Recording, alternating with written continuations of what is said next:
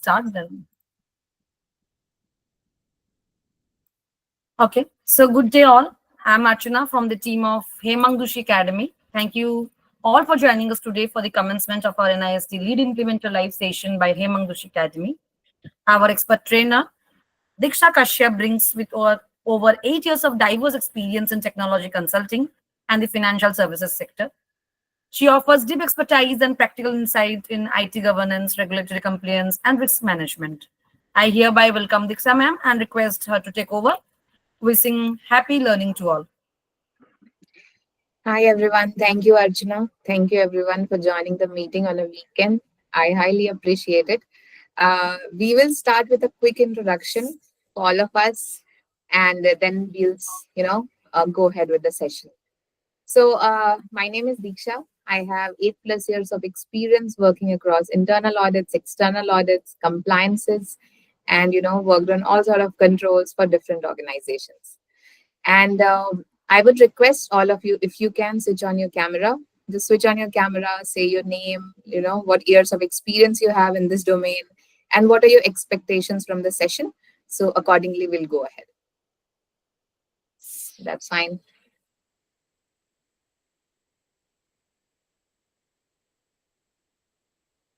So good morning, Diksha. Good morning, all.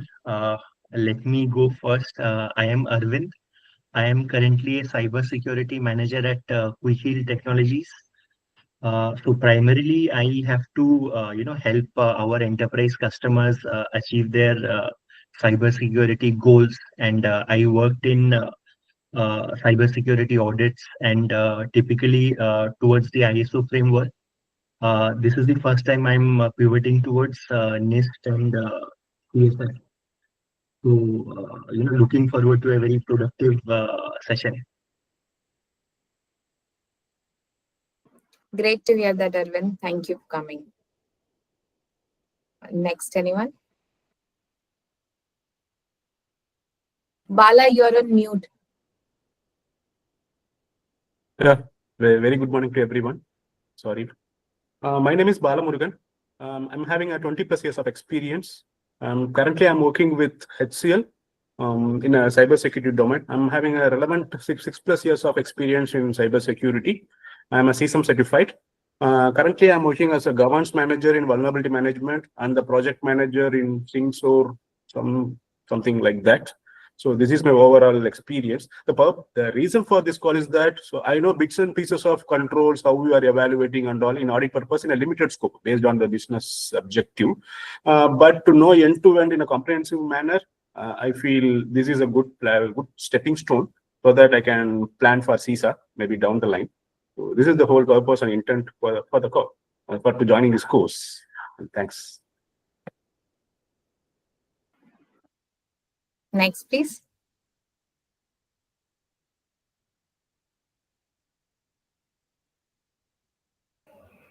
Hi, my name is Sindhu, and I'm working in Cognizant for past 13 years. So I've been as a GRC consultant for past 7 years. So I've already completed my ISO lead auditor training, and I'm working in SOX basically. So I just want to enlarge my knowledge in NIST and various audit things, so like I can get to know about other controls and everything. Yeah, and hoping for having a great training. Thank you. Nice to meet you, Indu. But your name says Kishan. Yeah, actually, it's this ID. I'm not able to change it. I have to change the name actually. Okay, all right, no worries. Thank you. Next, please. Hello, my name is Anshu. I'm a technical consultant for the cybersecurity. I'm ISO certified and I'm a CISA internal auditors. I'm taking care. I'm having like 5 to 6 years of cybersecurity experience. So I'm looking ahead from this training that I'll get to know more about the NIST CSF framework and all. Thank you. Thank you, Anshu. Next, anyone? Hi, this is Arvind here. Again, we have for me to understand, I've got around 18 years of work experience across the group, right? And now, whenever it comes to the NIST CSF, it's always bits and pieces and questions and clarification, which you again have to go back to NIST. So this, hopefully, with this training, I'll get an end-to-end view of how I can implement it in my current organization. I work for YAM on the cybersecurity side on the impact. So this purview will definitely help me give me an end-to-end purview of the entire framework. Thanks. Thank you. Hi, Deepika. This is Purti. So I'm working at It's Capgemini. Diksha, actually. Oh, Diksha, sorry. So I'm working at Capgemini as a risk consultant. So my experience mostly is into GRC side, second line, involving most of second line activities. I'm also CISA certified, and I have worked with ISO and things like that, but not being closely associated with NIST. So I'm looking forward for a great learning. Thank you. Thank you, Spurti. Next, please.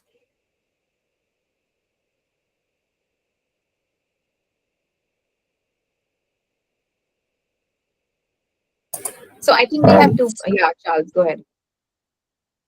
Yeah, my name is Charles, and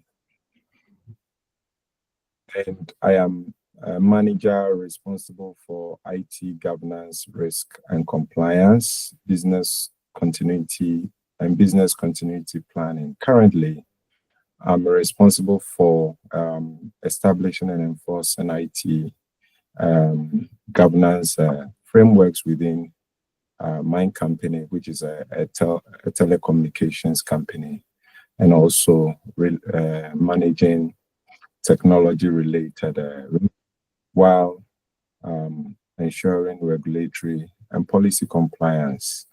I'll be looking forward to very insightful training from this NIST program.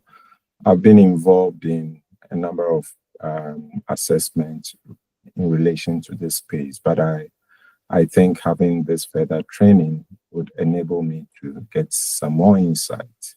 So this is the rationale behind this, and I'll be looking forward to, getting a lot of insights from the trainer and also varied experience inputs from my colleagues. Thank you very much.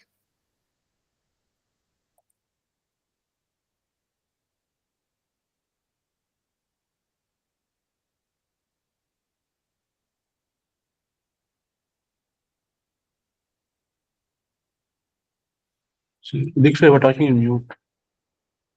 Oh, I'm so sorry. I think we have Sindhu and Parthiban left to introduce themselves. I've introduced myself. I changed. Oh, yeah. Sorry. Parthiban, I think you just joined. Yes, sorry for joining late. No problem. So you are expecting me to introduce myself, right? Yes, please introduce yourself. Let me know what has been your experience in risk management, controls, NIST, and also what are your expectations from the session. Yeah, so I'm an InfoSec consultant. I have around 12 years of experience. The first half covers application security, where I was an AppSec lead. Second half, I was into cloud security. I was introduced into like product development as well. So I'm exploring myself in NIST actually now. Okay. Thank you. Thank you. Anyone else who is left? If I've missed someone. No, I think we have covered everyone. Okay. All right. Well, thank you everyone for introducing yourselves. We have a very diverse team. Some people have experience in, like a lot of experience. They are CISA certified. I'm also CISA certified.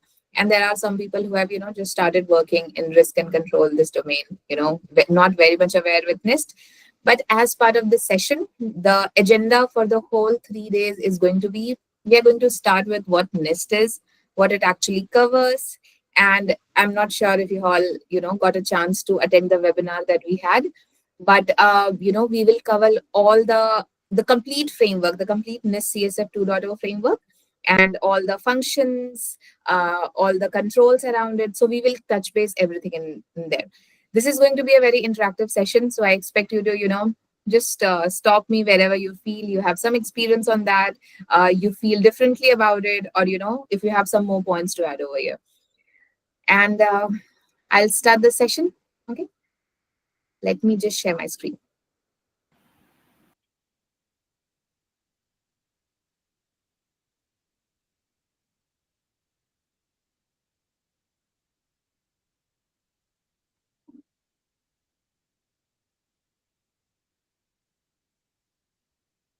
Let me know if you're able to see my screen. Yes, it's Yes. visible. Okay, perfect. Okay, so we will start with what NIST is. So basically, NIST, it stands for National Institute of Standard and Technology. It's a non-regulatory agency of the US Department of Commerce that provides guidance and resources to help businesses and government agencies improve their security, privacy, and compliance, right? So basically, NIST, you can understand, it's an agency which gives guidance to all sort of organizations of any industry, of any size, how they can improve their cybersecurity practices, especially NIST CSF 2.0.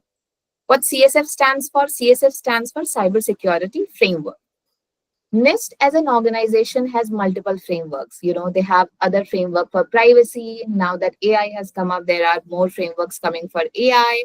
There are other frameworks for risk management as well. But this particular is cybersecurity framework. As part of this framework, they provide guidance to all sort of organization how they can improve their cybersecurity posture in their organization.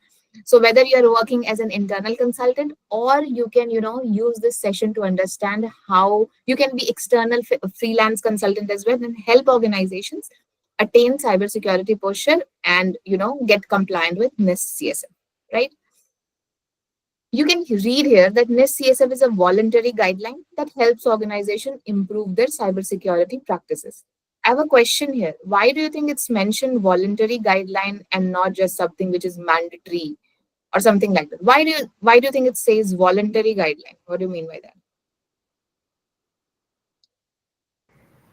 Anything like Since that this is is a framework, NIST has kept it open for the organization implementing this to choose which is relevant for them and to customize it. Unlike something like a standard, for example ISO, where correct. each clause is mandatory. Here it is optional. Correct. Absolutely right. So it's optional, it's voluntary. Organization can choose what they want to do. And also, even if an organization doesn't want to implement it, that is also completely fine. But in US, the federal government, the organization, federal organization, they have it's mandatory for them to implement this. But other than that, worldwide, it's famous. It's accepted everywhere, but again, it's voluntary. It's not mandatory like ISO he just mentioned, and that's completely fine. Okay, or like COBIT or like COSO, it's not mandatory to choose, to implement every part of it. It's voluntary. That's why it's CSF.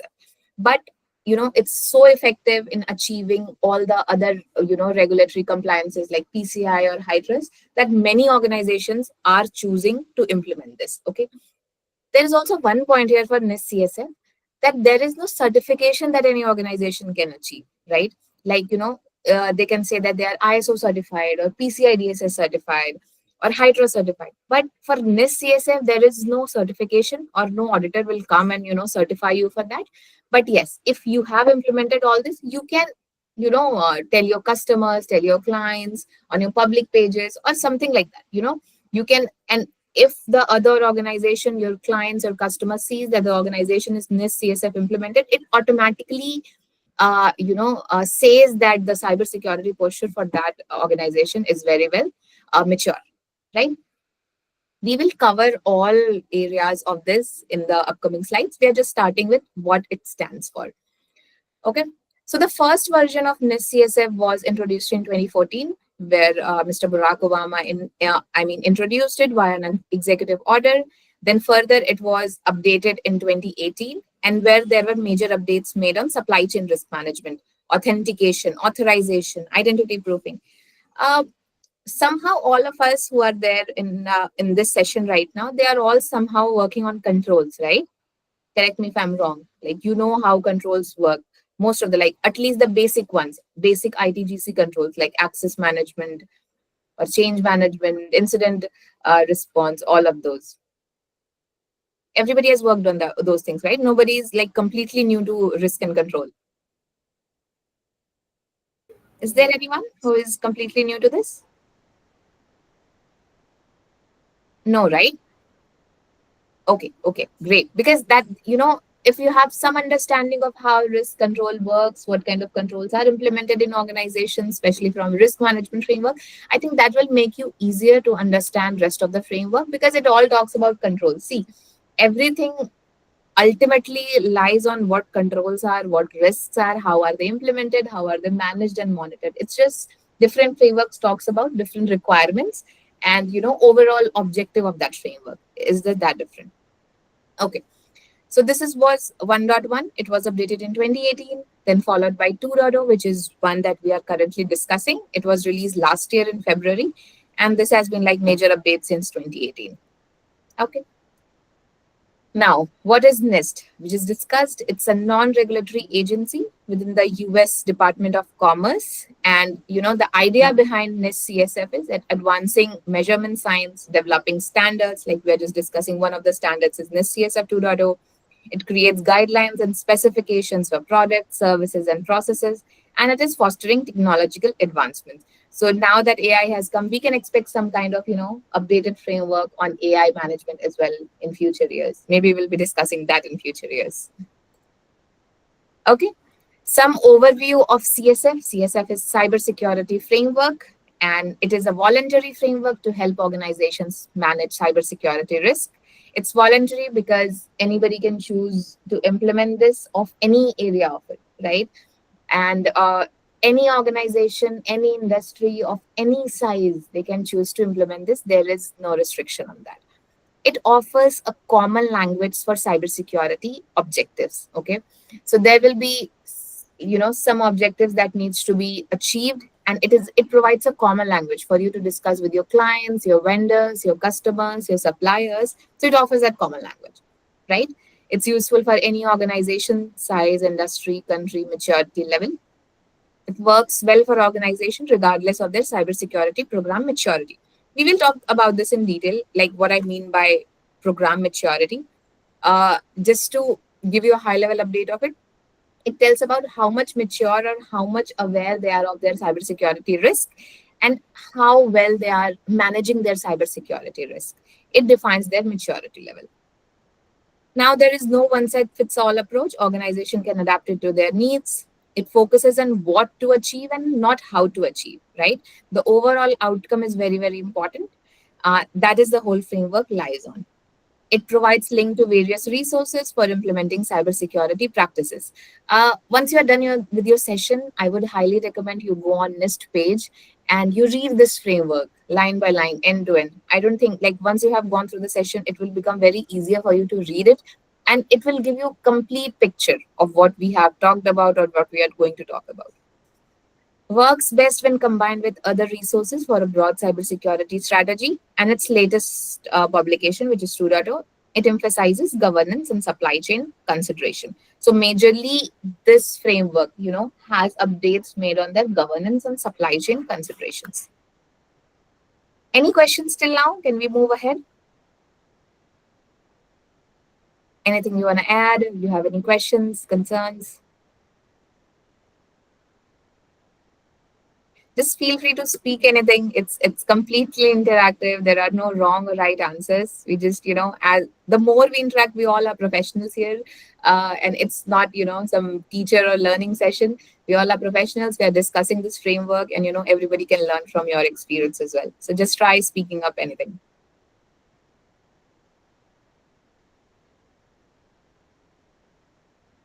Sure, Okay. Diksha. Yeah, thank you. Okay, so what CSF is made of? Now, this slide, this is very, very important for you to understand and grab the high-level picture of what CSF framework talks about, which is cybersecurity framework. There are 4 parts to it: understand, assess, prioritize, and communicate. if any of you have ever worked on any risk management framework or any audit, if you might have done, it always, most of the cases, it always works on, how you are managing your risk. It's always risk based, right? And how it starts? It starts with understanding your current scope of the audit, and that scope includes what part of the organization you are going to implement a framework or audit that framework. So basically, understanding your current and target security portion or part of the organization is your understanding part, that initial planning phase that we say, right? Once you know the scope that you are working on, that you are implementing a framework, you move ahead with assessing. In that part, what you will do, you will assess what are the gaps here, what are the risks here, that you want to mitigate. And then you further have a plan to mitigate that risk, and you monitor the progress of that. You have a particular timeline in mind, how, in what time, based on your planning, based on the goals of the organization and objective of the organization, you plan ahead how you want to assess those gaps and risk and mitigate that, right? Now you have assessed, first you understood the organization scope, you understood the audit scope, or the area where you want to implement the framework. Then you move ahead with the gaps, you have your risks lined up in your risk and control matrix. Now, not all risk or all gaps are high priority, right? At least for the organization, it depends on what service or what sector the organization is operating on, and that qualifies for what risks are very high priority for them. So very, very important to prioritize your actions based on the risk which are high priority, or high risk, or medium risk, low risk. Always, whenever the risks are, identified, or gaps are identified, they are provided a priority, high, low, medium. And based on that, you prioritize your actions for managing cyber risk in alignment with organization's needs and expectations. So it all depends on what the organization's objectives are, right? Based on that, you prioritize your action, and then further you prioritize your actions, you worked on your action, and then further you communicate it. So CSF provides a common language for communicating inside and outside the organization. Inside will your internal stakeholders, your employees, your board of directors, and outside the organization will be your clients, your customers, your vendors, your competitors, government agencies, etc. So that it provides that common language to communicate outside the organization as well about your cybersecurity risk, your capabilities, your needs, and your further expectations. So if you understand, if you see high level how you want to implement this framework, you have to work in these 4 categories only. And if you are able to work on these 4 categories very well, you are able to understand the whole framework and implement it very successfully. And some of you, you were saying in your introduction that you want to understand this risk and control domain very well. So in any audit or any framework, in my experience, I would say these are the 4 areas only, more or less, that some things can be added or some things can be subtracted. But more or less, these are the 4 areas only that you work ahead. And if you master that, your planning phase, your assessment, your prioritization, your further implementation and communication, I think every part will be covered very well. Sound good? Any points to add here? Any questions?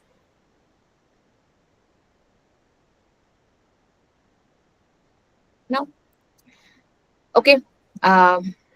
So we just talked about, we'll quickly touch base this. So NIST CSF that was issued in February 2013, and then followed by, so how it issued, it was issued with engaging stakeholders, then, collected, categorized, RFI responses were collected, those responses were analyzed, further framework elements were identified, and it was published in, 2014, February 12th. That was the journey for NIST CSF 1.0.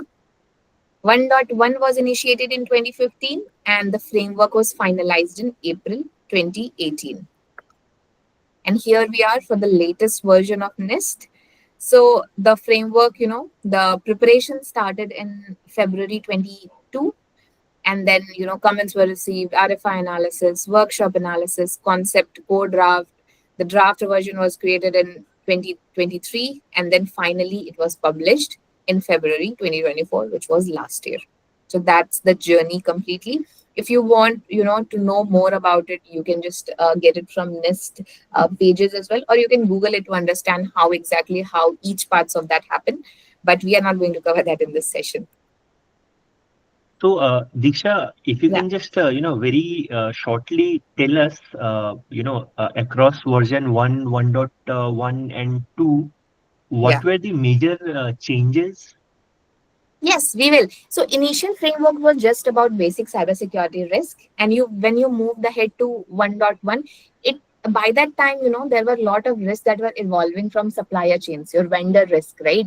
And especially from the supply chain management. So it majorly covered on 1.1. But now that we have CSF 2.0, we will cover all the areas that are made in CSF 2.0. But I'll tell you exactly the two parts that are majorly covered here. That is, one of the new function is added, which is called governance, right? Initially it was in the category part and not in the function part. So now that we have one more function added, and also it has more controls and more updates on supply chain management only. So these two are one of the two major changes that has happened in CSF 2.0. Okay. And we will cover that all in detail. Does that answer Sure. your question? Yes, thanks. So It is in Diksha, our one upcoming more slide. question. One more Yeah. question. So you mean to say in 1.0 there was no governance, in only it is in the 2.0? It was there, but it was not in major function, right? So once you see that, that there were 5 core functions until 1.1, right? That was identify, protect, detect, respond, and recover. We will cover that. And governance was there within identify function only as a category, right? So, but now in this 2.0, that govern function has been a core function that has been made as a core function, and it is no longer in the category. So it's a major part of it. That's a major change.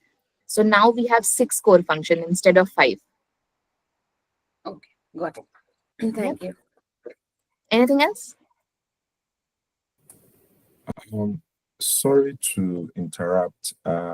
This training will span about 3 hours.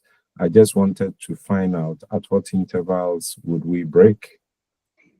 Okay, so we break 1.5 hours after starting the session. So you are working in EST time zone or CST time zone?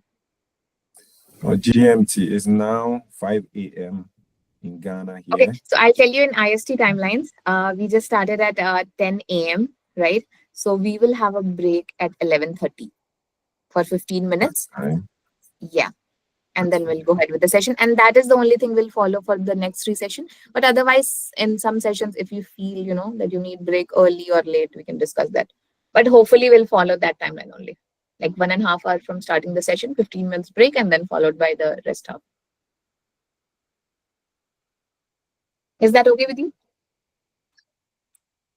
No, that's fine. I hope it's also fine with my other colleagues. Thank you. Okay, thank you. There are quick numbers that we'll just touch base quickly. There are over 2 million total downloads from over 185 countries, which mentions that it has been widely popular across the globe, and many countries have adopted that. So many people have already attended workshops and webinars. It's around 18,000 plus.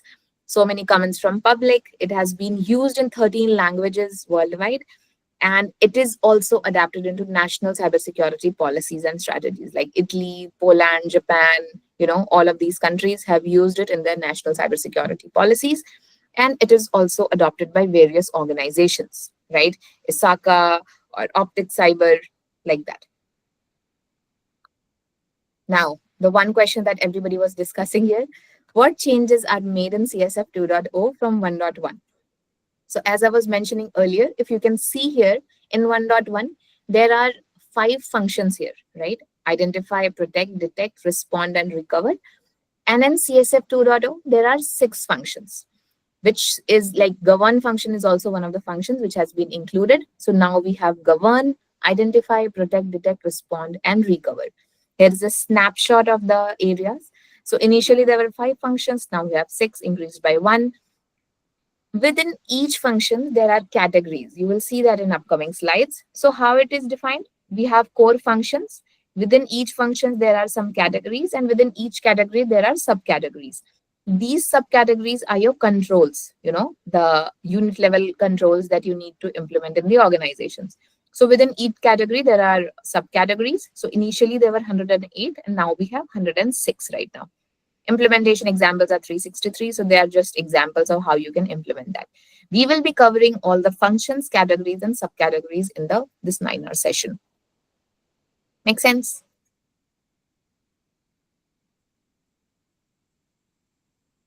Yes. Okay. We are starting with one of the very important slide, which is the CSF component. You have to understand it very well. And this talks about the complete NIST CSF 2.0 picture. It will highlight the complete picture. Okay. We'll start with tiers. Anybody wants to give it a shot what these tiers mean?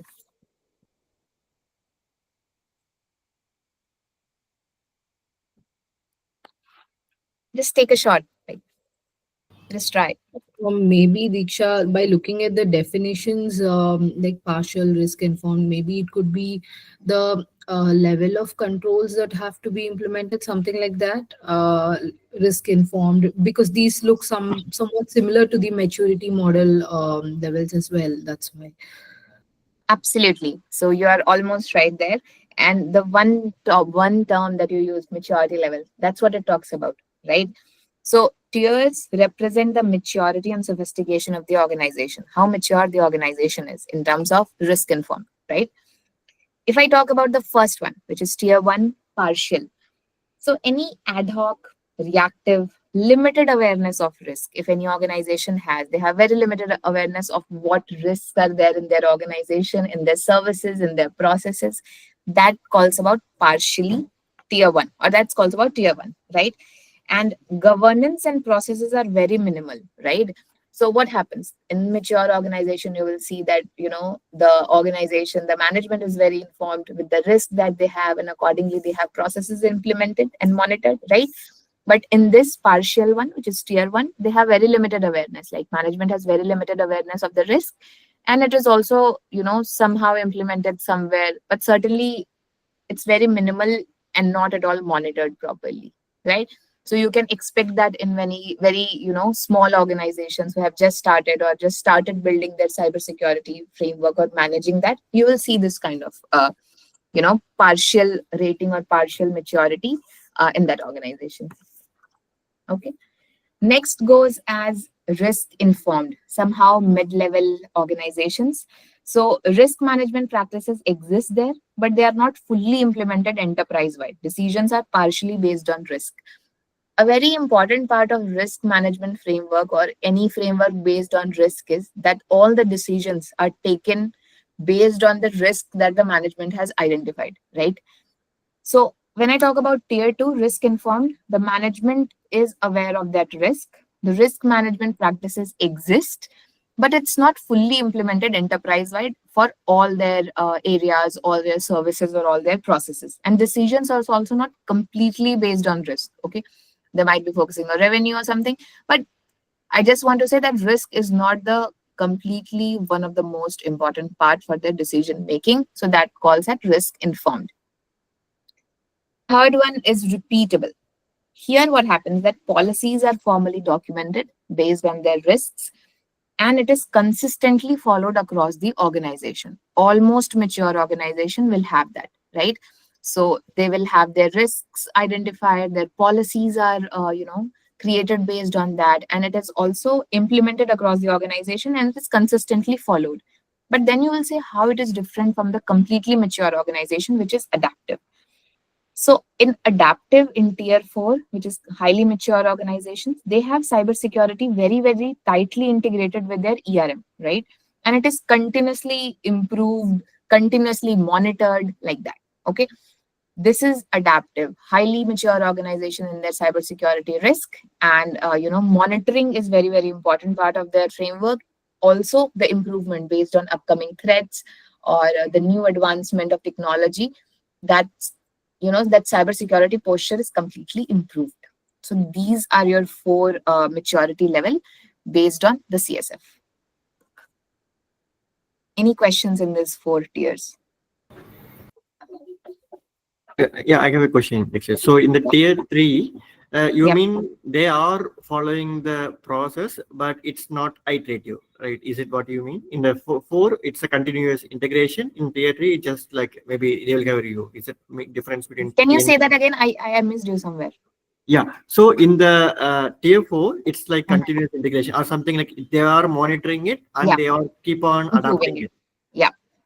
In tier 3, yeah, it's not continuous monitoring, but there will be a review in the period Yes. of like 3 months.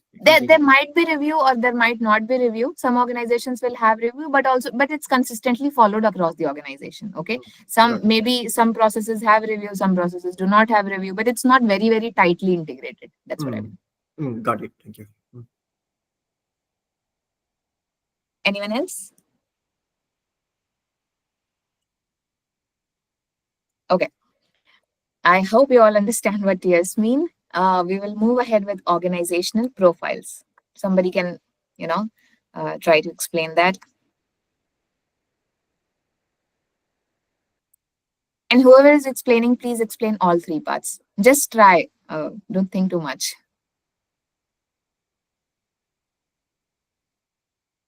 Maybe profile here means the the desired state and the current organizational state in terms of cybersecurity posture.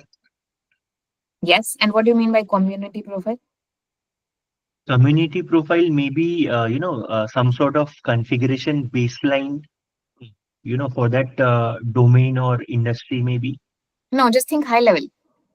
Configuration baseline will cover and controls that when we'll touch base that.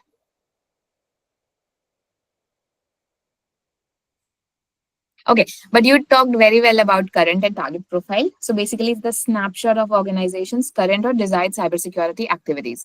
What all activities they are currently following, where they want to go, that will be their target profile, right?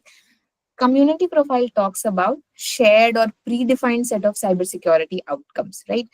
Suppose an industry or an organization is working in a card industry, right? Card payments. So they will need to be compliant with PCI DSS. So there has to be certain set of activities that they need to perform for them to be compliant with PCI DSS, right? So that will be part of their community profile. Similarly, if they're in healthcare, they have to do certain things to be compliant with high trust or HIPAA.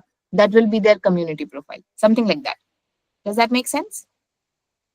So it's particularly for that industry.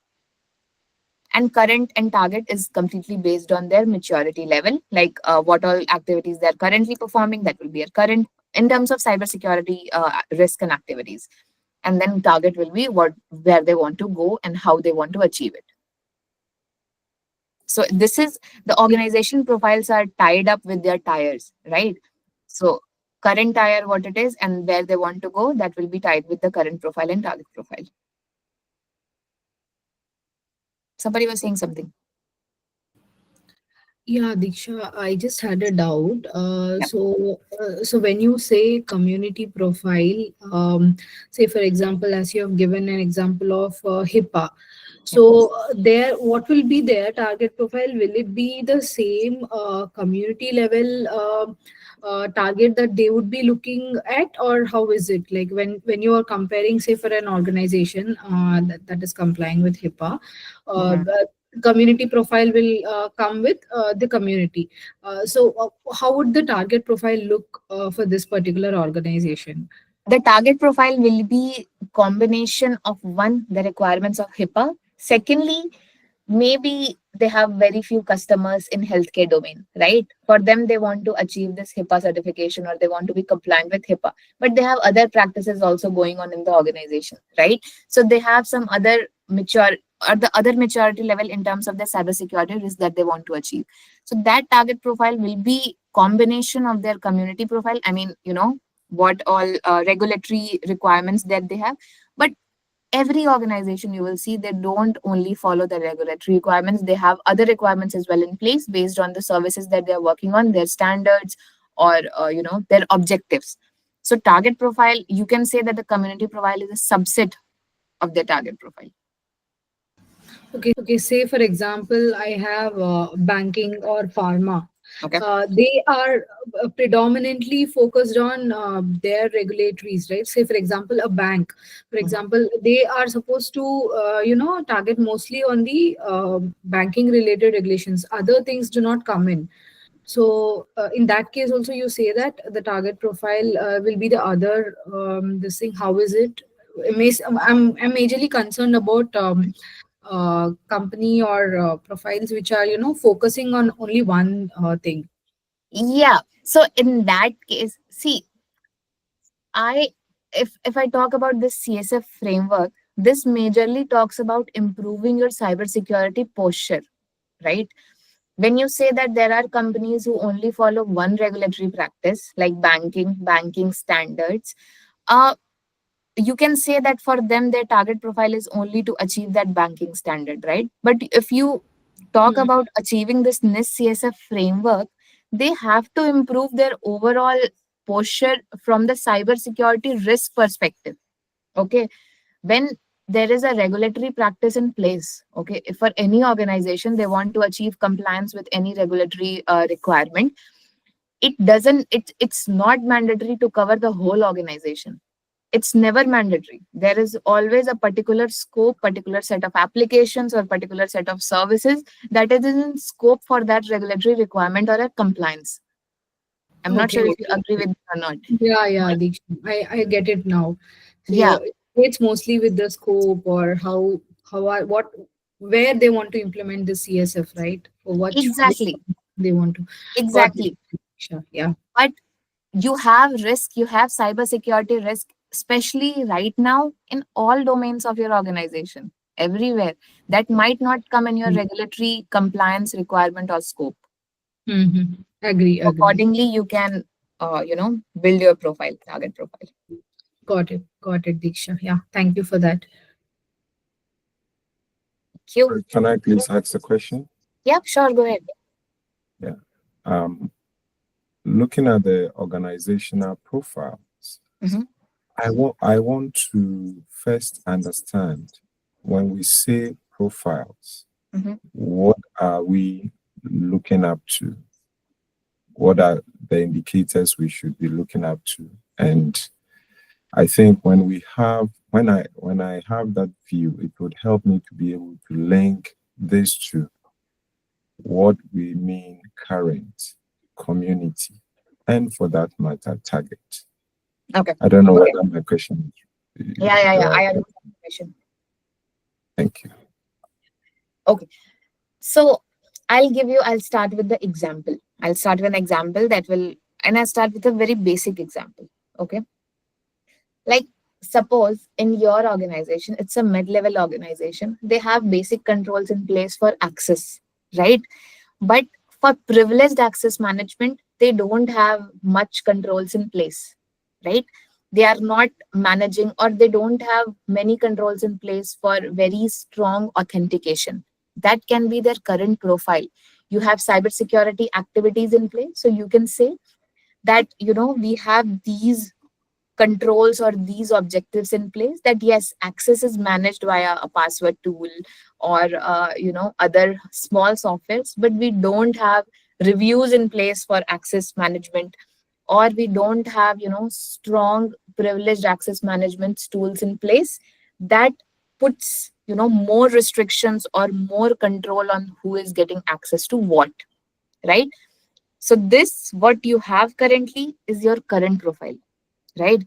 You have access management controls in place, but you don't have user access review, or you don't have privileged access management controls in place. That talks about your current profile. Okay. Your target profile will be, we want to implement, this is a very small example that I'm telling you. From target profile, you say that you want to achieve your privileged access management, you want to achieve user access reviews, and you want to put more stringent controls on your authentication, authorization, and further access management, right? That comes as target profile. Now, if I talk about community profile, for this one, this target profile, you might cover all of your regulatory requirements as a community. That might cover, right? But suppose like, it comes as something where we need to also put more emphasis on PII data, right? That might not be your target profile, but as a community, if you are working with, patient data or healthcare data, that might be an added uh, requirement for you as an organization. So that will also come part of the target profile, that you want to have controls on protection of PII data. Does that make sense as an example? Yes, please. Thank you very much. Yeah. And I hope it answers others' questions as well, what I mean by current profile and overall target profile, where you want to go as an organization. Yes, Diksha, got it. Okay, perfect. Now we have one of the most important parts of the CSF component, which is core, right?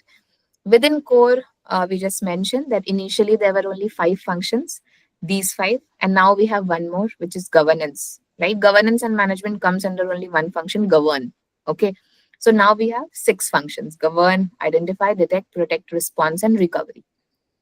Basically, anybody wants to take take an example what core means?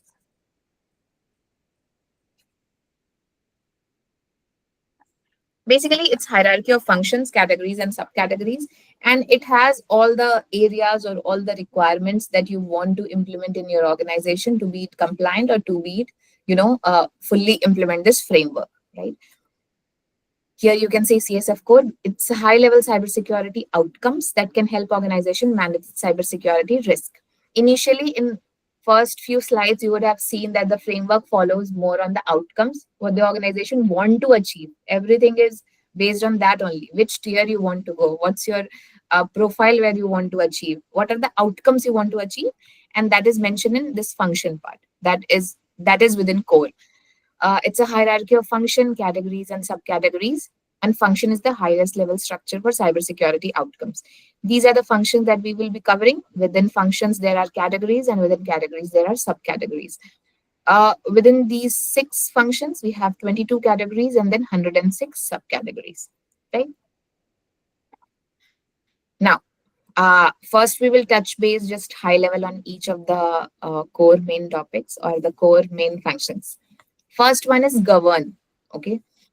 So as a govern for an organization, your context, your overall objectives, your risk strategy, roles and responsibility, preparation of policies, oversight. So overall high level management of policies, processes, your statement, objectives, that comes under govern function, right? Now, I would want each one of you just to take one. We'll start with the identify next. And can you tell me what do you mean? What do you think is covered as part of identify? Govern, we have just, touch based. It talks about your overall high level management of your processes, services, your roles and responsibilities, policies, and everything.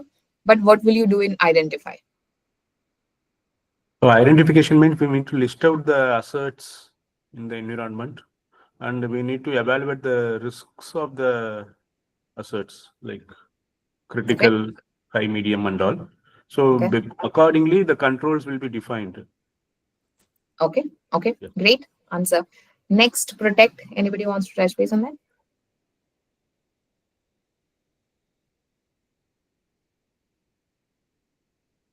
So, protect, as the description already says, it is all about identity and access management, authentication, authorization, what constitute, acceptable usage, creating awareness and training on that, as well as ensuring security and resilience.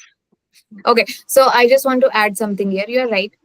Protect talks about access management, but not just access management. Okay, your risks which you have identified in the identify function, that can not only be about your access management. That talks about all the risk and how it works. Okay, I know all of you are aware of that, but I still want to touch base on that. First is your objective, right? How any risk management works. I know all of those who are CISA, they're very well aware of it. It's a very important question everywhere, how it works. It starts with you will identify your assets, Then you will identify your risks, right? Then followed by you will implement your controls. What to mitigate those risks, to protect yourself from the risk, right? In terms of risk mitigation. So all the controls that comes under implementing based on the risk, that all comes under protect. Okay, to mitigate the risk. Once you have identified your controls, you have implemented that to protect yourself, then followed by detect, right? So your alerts, your monitoring, not monitoring controls, your alerts majorly. Yeah, monitoring controls can come like SIM and all, that identify your alerts and identify if any threat vector is working on or if there are any vulnerabilities on that. That will all come under detect function, right? Now you have gotten your, there has been an incident from your detect controls. You now know that there has been an incident, and further process goes at how will you respond and recover from that. In most of the cases, respond and recover goes hand in hand. One team will be responding to this incident, while as and when any attack happens, most of the time the recovery starts immediately, so that you don't have major data loss or major setback to the organization. So in the respond functions, you will have how incident management, analysis, response, reporting, and mitigation is done. While in recovery, you will have your disaster recovery and business continuity controls in that. So these go hand in hand. One team is managing the incident response, and the other team is working on continuously, again, working on the business continuity and disaster recovery. Does that make sense? Anybody wants to add anything to anywhere as an example?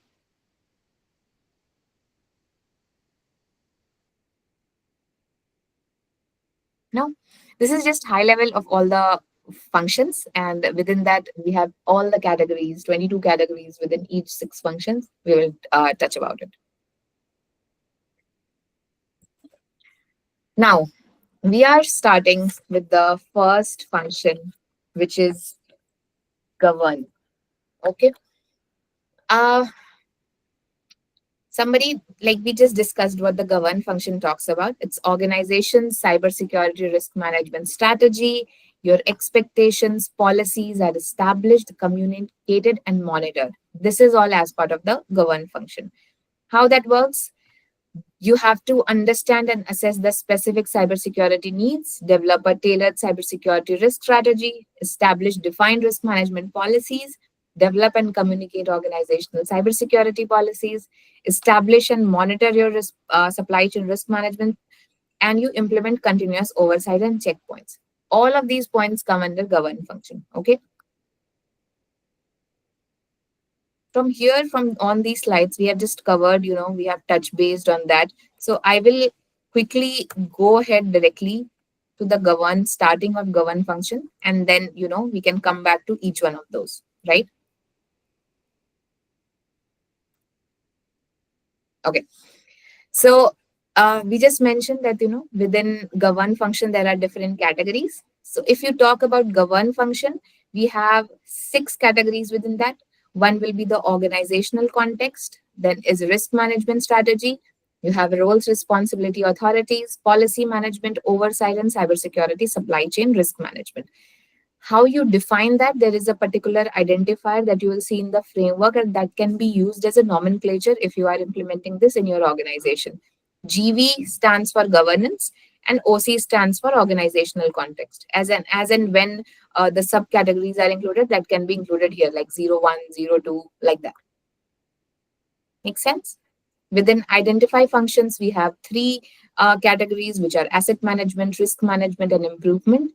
Within protect, we have again 5 categories: identity management, authentication, awareness and training, data security, platform security, technology, infrastructure resilience. Like I just mentioned, it's not just access management. It comes in the first part. We have awareness and training, data security, platform security, and infrastructure resilience as well. In detect, we have 2 categories: continuous monitoring and adverse event analysis. In respond, we have 4 categories: incident management, incident analysis, incident response reporting and communication, and incident mitigation. And in recover, we have 2 parts: incident recovery plan execution and incident recovery communication. Okay. There are 22 categories. 100. I'm sure you will, you will just just remember it like every time we'll talk about it so many times that we have 6 functions, 22 categories, 106 categories. It's just be on top of the mind always. Okay, but the major part of the framework comes under govern. It's 30% of that. All the major controls, maximum controls are within govern. Then followed by protect, it has 22%. Then identify as 18%, respond 13%, detect 10%, and recover 7%. Now, before starting the govern function in detail, it is about how you can create and use an organizational profile, right? You have to create an organizational profile before you implement this framework, and that is very, very important. First is scope the organization profile. You have to understand the current profile, right? Where the organization stands and where it wants to go from there. That we already discussed, right? What all cybersecurity practices and activities are already in place. So how will you start that? You will start with first understanding the scope of the organization, what services they work in, what policies they have, what objectives are there. And accordingly, you will see what cybersecurity practices they have.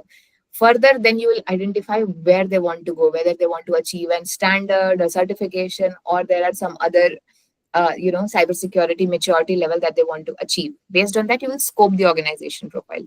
You will gather the needed like information. That's a complete different work. You create the organization profile, you analyze gaps and create an action plan.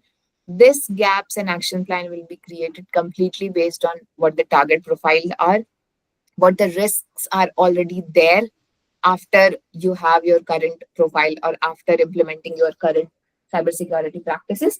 And accordingly, once you have analyzed gaps, you have prioritized them, you will create an action plan based on the priority level, and you further implement action plan and update your profile. Now it can be improved. And then further process can be repeated every year, every 2 years, completely dependent on the organization. Any questions here? Any points somebody wants to add? Any experience they want to share?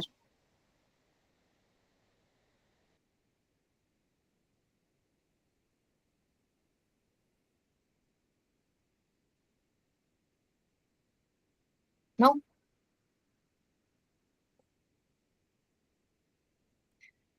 Okay. So I'll tell you an example for this one, my personal example when I've been working with other firms. So how this is majorly done. The most important part of creating and using an organization profile is understanding the current scope and current profile, right? So I've been working on PCI gap management. Like when PCI moved from one version to another, I've been working on implementing the new version to the system, right? We started with prior year, we started with all the systems that are in scope for PCI.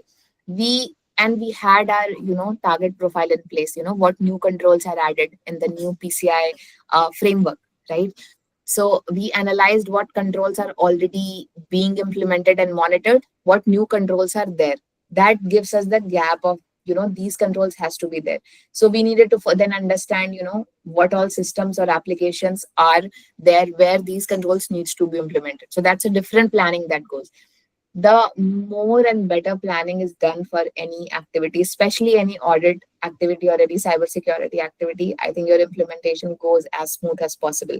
So planning is very, very important. So we knew what controls needs to be implemented, what all applications needs to be implemented, and what concerns can arise from there when you go ahead with that. You have to, as a consultant, it's our responsibility to understand the services or the processes so much better that we can assume what all problems we are going to face once we are going to implement that.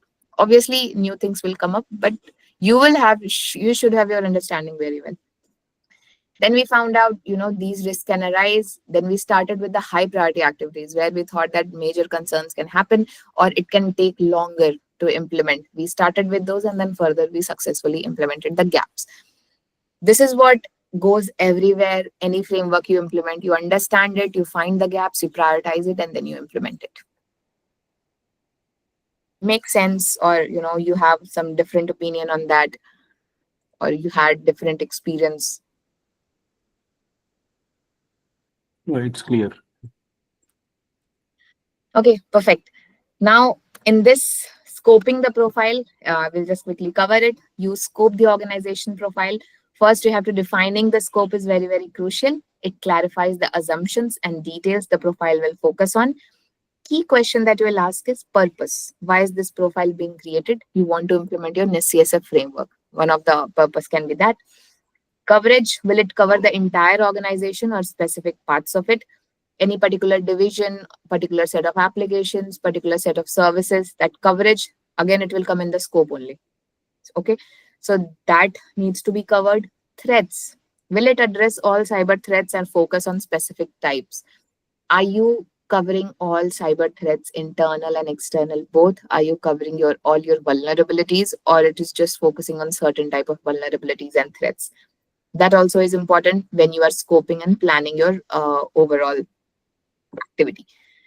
Ownership, very, very important. Who is going to develop, review, and use the profile? There cannot be one person who is just doing that. It should be a team. It should be, and the overall ownership should be, your senior management needs to be involved, must be involved. If in any this risk management activities or final decision, if the senior leadership it's not involved, it's a huge problem for the organization. And if you're auditing something, you must see that if the senior management is involved or not. And then comes the accountability. Who sets expectation for achieving target outcomes? Most of the time, in 99% of cases, the accountability lies with senior leadership, right? Then ownership can be, the risk team, the head of the risk team can be responsible as the ownership for, defining the profile. And then further, as we go down, the ownership can be distributed accordingly, right? The second step is gather needed information. Once you have scoped the profile accordingly, you have to gather information on it. You have to understand all the processes, the services that are in scope. So example of information that may include are your policies that are there, your risk management priorities that are there, what resources are involved, what are your cybersecurity requirements and standards. So all of these you need to understand as part of gathering more information. The sources of information needed will depend on the use case, the elements that the profile will capture, and the level of detail desired. Common sources are including community profile as the basis for a target profile, by copying the community profile into organization profile and adapted by adjusting the priorities of particular outcomes, right?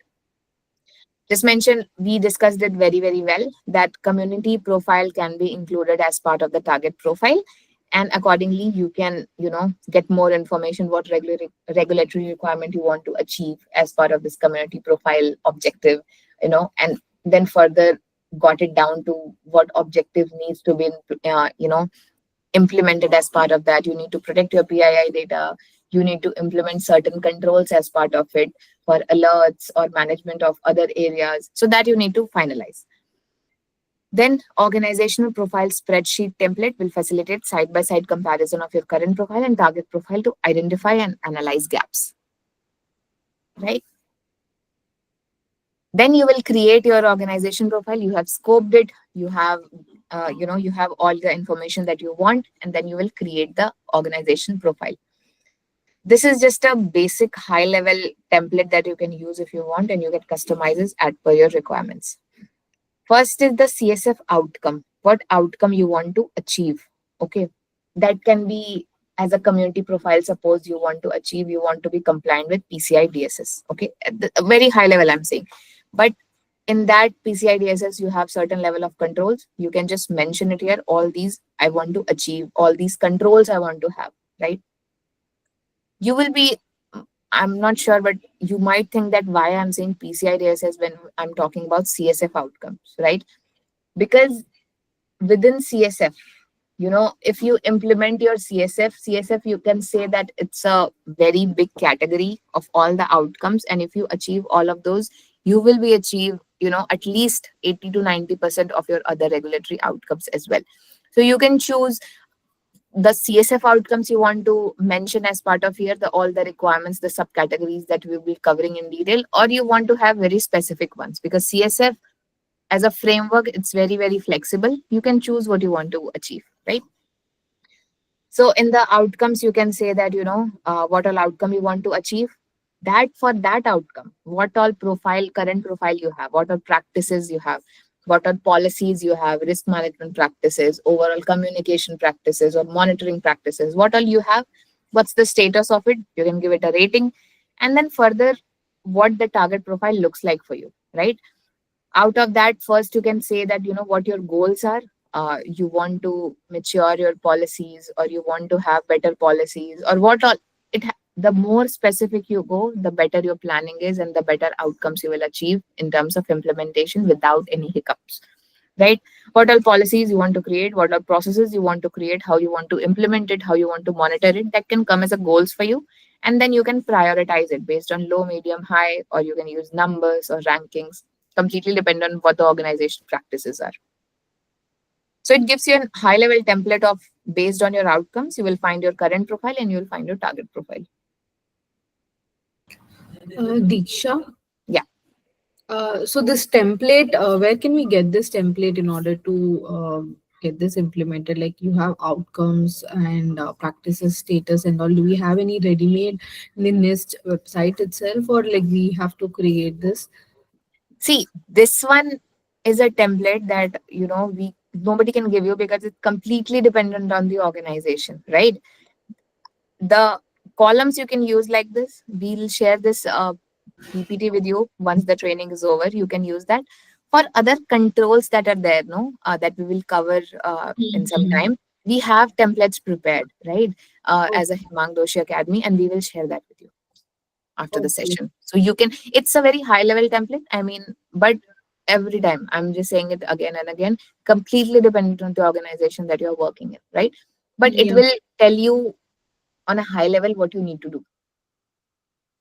Okay, so coming to this particular template, in the current profile, like, are we, like, do we fill in all the control related information, or is it just a high level thing that we need to do at this particular stage? That is the third step. No, it can be detailed. It can be detailed. It can be control level. Okay. Yeah. Yeah, got it, And Diksha. outcomes can also be very detailed, right? It cannot just be high level. Outcomes, what can we include in the outcomes? Like, what risk is it mitigating or something like that?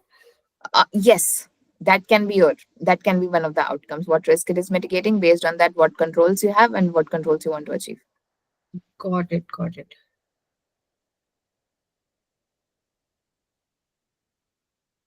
Anyone else has any question here?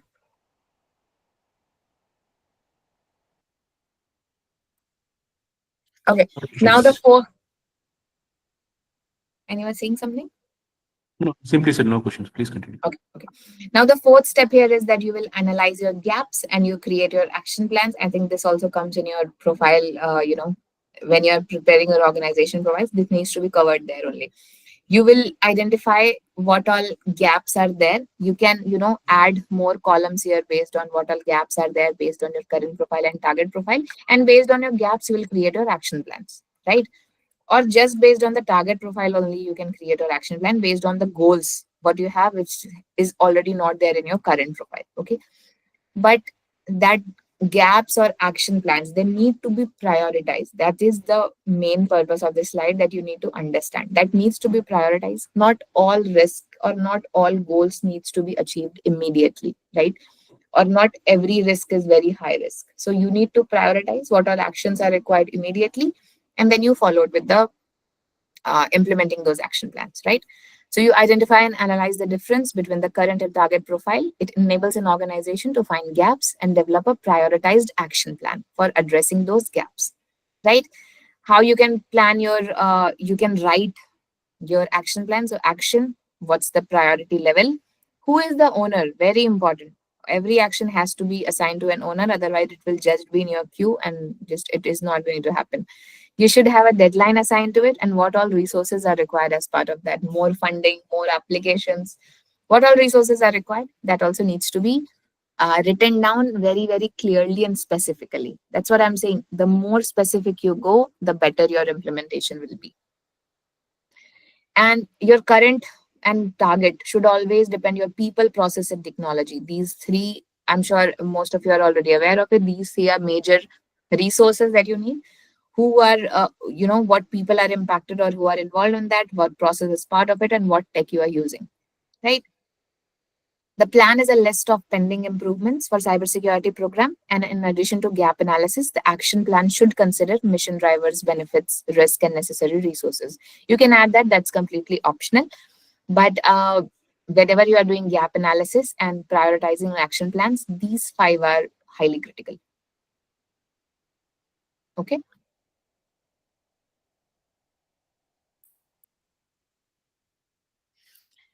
Now, the 5th step is implementing action plans. So the action plan is carried out using various controls. The profile tracks progress and effectiveness is measured by your KPI and KRIs. As per your deadlines and the risk, you will identify your KPIs and KRIs, and you will implement your action plan and further monitor the progress of it, right? For high risk situation, additional risk assessments are conducted. If risk exceeds your tolerance level, the action plan profile or risk tolerance might need adjustment, and identified gaps might require a longer term plan. So when you do gap analysis, when you prioritize action plan, the monitoring is very, very important based on the priority level.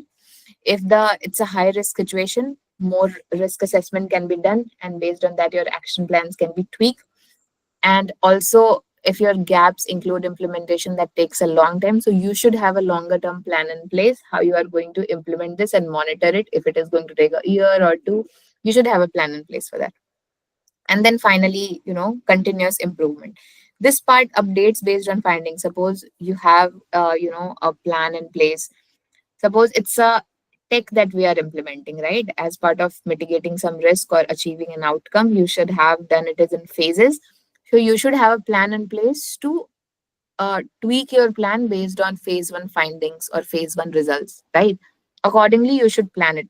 Like there has to be a section which talks about that from phase 1 implementation, if the findings are like that, we will have certain, things to be done to be implemented at phase 2 and accordingly.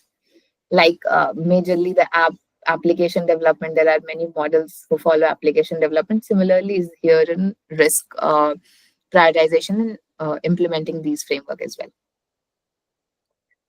Then it's a continuous improvement. It's an ongoing process. New risk assessment and monitoring with KPIs and KRIs help identify changes in risk levels. As in when you are implementing, the risk level changes, and accordingly your KPIs and KRIs also change.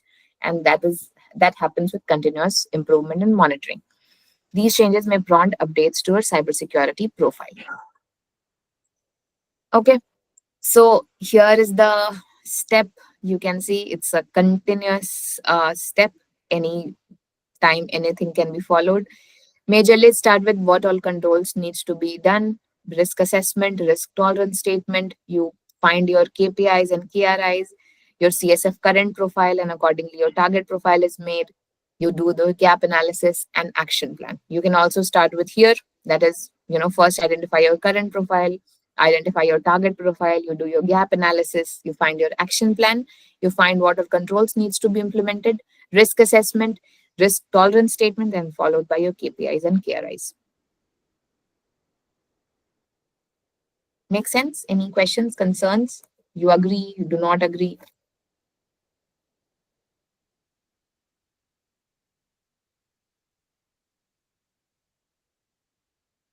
No? Okay. We'll just quickly touch on the community profile structure.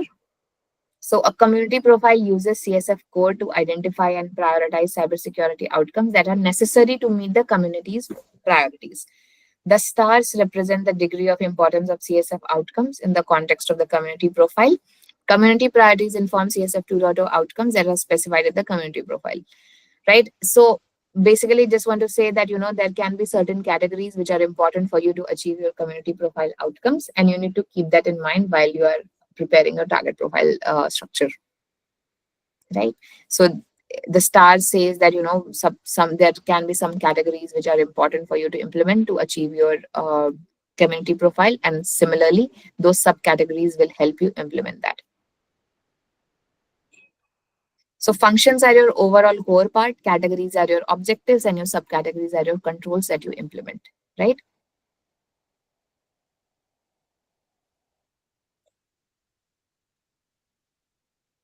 Does that make sense? I mean, by now, I feel you should have a high level understanding of what NIST CSF is, what we are trying to achieve here, and overall, if you are going to implement that within either in your organization or as an external freelance, what you are going to do as a high level. Have you had an understanding now of that? Yes, we got it. Yes, Diksha. Okay, perfect. Now we will start with the first function, which is govern. The organization cybersecurity risk management strategy, expectation, and policy are established, communicated, and monitored as part of this govern function. Right? There are 6 categories and 22 subcategories within govern function. Okay. The first category within govern function is organizational context. In this, you need to understand the mission, the stakeholder expectations, your dependencies, your legal, regulatory, contractual requirements surrounding the organization, cybersecurity risk management decision, everything terms of organization context you need to understand as part of this category. Then comes the risk management strategy.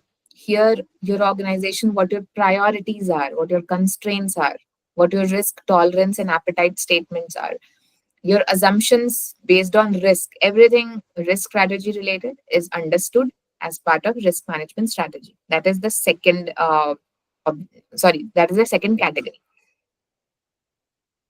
Third category is roles and responsibility. Cybersecurity roles, responsibilities, and authorities are established to foster accountability, performance assessment, and continuous improvement, established and communicated. That comes under roles, responsibilities, and authorities. You can see these nomenclature. I think you need to use it when you are implementing this framework. GVOC, GVRM, GVRR, similarly for others as well. Then comes the policy. You have established your risk management priorities. You have established your roles, responsibilities. Now comes the policy. All the cybersecurity policies are established, communicated, and enforced as part of policy. Then comes the oversight. So, result of your risk management activities and performance. This is used to improve, inform, and adjust the risk management strategy. Again, at the management level only, management will take the outcomes decision. Sorry, management will take the decision based on the outcomes of all the risk management practices, which flows from bottom to top, and accordingly, the oversight is done. Right. And the last one is cybersecurity supply chain risk management. So, your risk with your vendors, your clients, or your suppliers, all this risk, how you are managing that. So, those processes, what all you need to do for your supply chain risk management, those processes are identified, established, managed, monitored, and improved by organization stakeholders. That comes under cybersecurity supply chain risk management. Right? The first one is the context, the policies that are required as part of context, which is, you need to understand the mission statement that says that what the organization cybersecurity mission is. You need to have stakeholder engagement policy, which says how to engage and communicate with stakeholders. Every organization has some policy in place, how they are communicating and engaging with their stakeholders. You need to have that to understand the organizational context better. And you need to have your compliance policy to ensure adherence to legal, regulatory, and contractual requirements. This compliance policy, I personally have not seen at many, places, but you need to, from the senior leadership, from their other documents, you need to understand what legal, regulatory, and contractual requirements in place. Always there are legal, regulatory, and contractual requirements, and you need to understand that because that is very, very important. Right? There are going to be 5 subcategories within this organizational context. Do you want to, take a 15 minutes break and then we will start with the subcategories? Okay. Is that okay with everybody? Yes. Okay. All right. So it's 11:22. Let's meet at 11:35. Yeah. Okay. All right. Grab your tea, coffee, whatever you want. Thank you.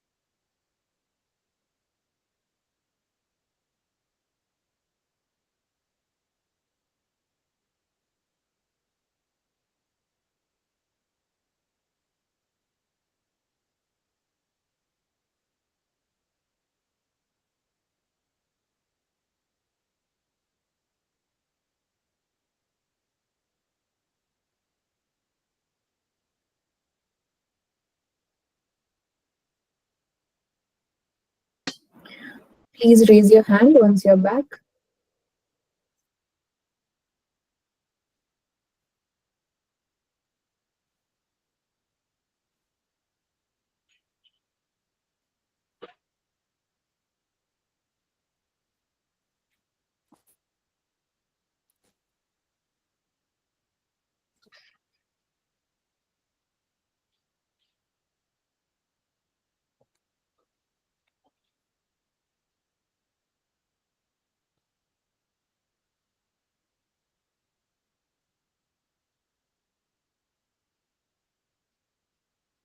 Three people have raised hand. Anybody else who just joined, please raise your hand so that we know we are back and we can start the session.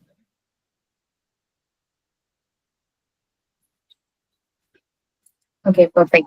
I think many people are back now. I'll share my screen.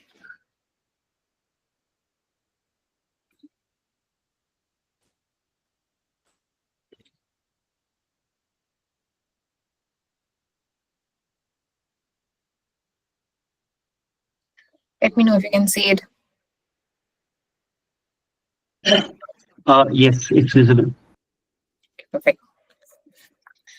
Okay, so we are now starting with the first subcategory within the category organizational context for govern function. The category organizational context is that the organizational mission is understood and informs cybersecurity risk management. Okay. So we will share the slide with you once we are done with the session. We have articulated, some set of questions for each of the subcategories, which you can ask or work towards when you are implementing a framework that will give you, that comfort that you have successfully implemented the subcategories. These are those questions, right? So as part of this subcategory, which is that organizational mission is understood and informs cybersecurity risk management, basically you need to write very clear vision and mission statement about cybersecurity risk management.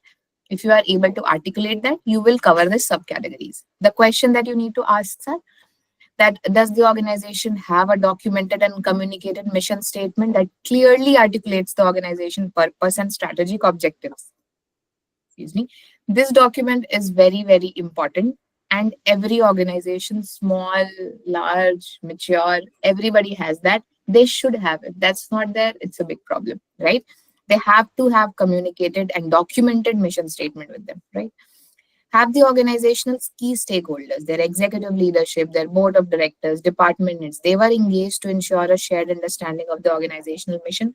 Are the senior leadership majorly and the board of directors, are they aware of this mission statement? Has the organization assessed how its mission and strategic objectives could be impacted by cybersecurity risk and threats? And if the organizational cybersecurity risk management policy, process, and controls are aligned with and designed to support the achievement of the organizational mission. But as a evidence, you need to ask this question to have comfort that this is particularly implemented properly.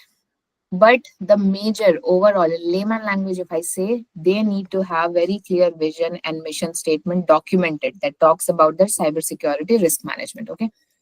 I want to show you a template that you can use. Are you able to see my screen of the template? No. We are still on the PPT govern. Okay. I'll share it again. Wait.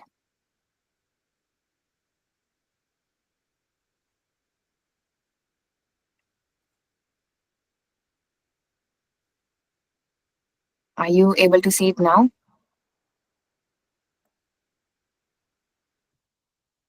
Yes. Yeah. So this is a cybersecurity, a frame, a template, a cybersecurity policy that you can use.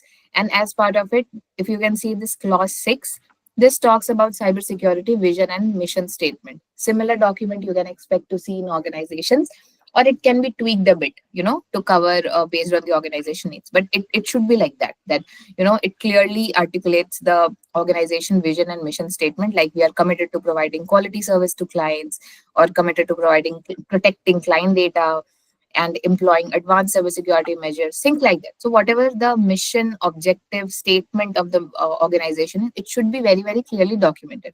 And how it's communicated, how you are ensuring that it is, the senior leadership has visibility of it. It has to be approved. This document has to be reviewed and approved by senior leadership. And this policy has to be communicated everywhere, right? To your employees, to your internal stakeholders. So that way you make sure that this is, properly documented and communicated, right? This was the first subcategory. Any questions how you need to work through these subcategories? You can ask these questions. How many of you are aware of the term attributes? Sorry, go ahead. No, just one clarification.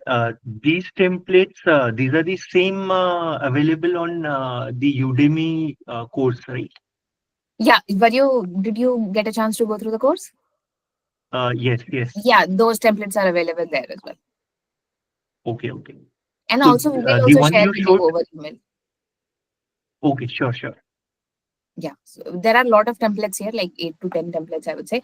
We will all share all of them with you, and we will discuss those, which clause and which one for particular subcategory. So you are aware of that. Okay. So this was the first subcategory. This is how you need to work. I was saying, how many of you are aware of the term attributes for a control? Anybody? No, Diksha. Okay. Features, is it? Yeah, right. So attributes are basically, so when we were working on some of the controls, how we used to do it, that every control, like this is one subcategory of a control that you are trying to implement. Every control has certain attributes that we need to make sure are there to have a comfort as an auditor or as an implementer or as a consultant, that it's very well implemented, right? So you can use these questions that we have prepared here as attributes to make sure that you are comfortable with the control implementation, right? Certain parts in a very specific, see, in our world, there are no assumptions, right? It has to be very, very factual. Everything has to be factual. There are no assumptions. So attributes have to be very, very clearly the points that you are targeting to see. If all of those points are covered, you can be comfortable and you can say that this is properly implemented in your organization, right? The second subcategory within organizational context is that internal and external stakeholders are understood and their needs and expectation regarding cybersecurity risk management are understood and considered, right? So you need to ask question like, has the organization identified and documented its internal and external stakeholders? Who all are your internal stakeholders? Your employees, your board of directors, your team members, everybody is your internal stakeholder. Who are your external stakeholders? Your clients, your customers, your vendors, your suppliers, your regulatory agencies, government. Everybody is external stakeholder, right? So organization should have this defined very, very clearly. Okay. Has the organization assessed the needs, expectation, and concerns of the stakeholders regarding cybersecurity? What all needs, expectations are of the stakeholders? The organization needs to document it, obviously on a high level, but that needs to be documented, right? In governance part, in govern function, everything is high level from the top. You are seeing everything from leadership perspective, from top management perspective, how they are managing and monitoring everything in place. Okay. So you also have to see that from that perspective, right? The third is that are the identified stakeholders and their cybersecurity related needs and expectations communicated and understood? This has to be first, who are your stakeholders? Their needs and expectations, are they communicated or not?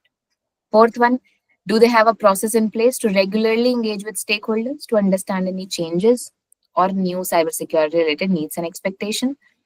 Fifth, if the organizational cybersecurity risk management policy, process, and controls are designed to address the identified needs and expectation. Do they have proper policy, processes, and controls to meet the stakeholder needs if that is in place?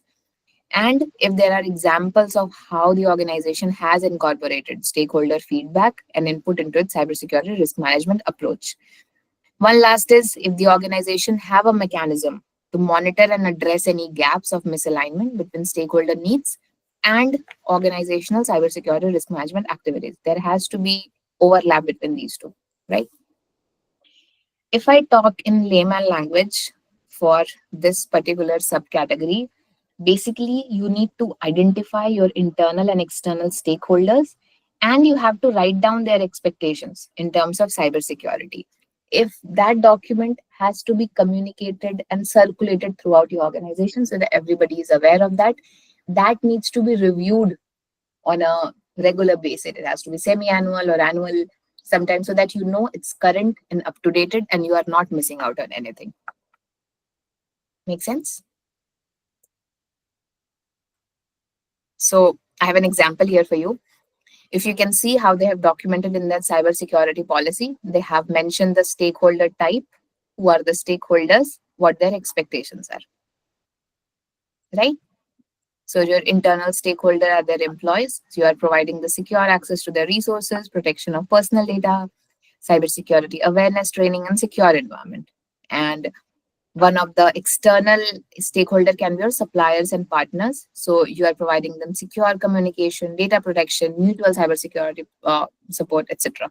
Your customers' expectation can be data protection assurance, secure transaction, transparency about cybersecurity measures, things like that. So you need to, look it from that perspective, that all stakeholders are identified and their high-level expectation is, updated and reviewed on a particular interval. Make sense?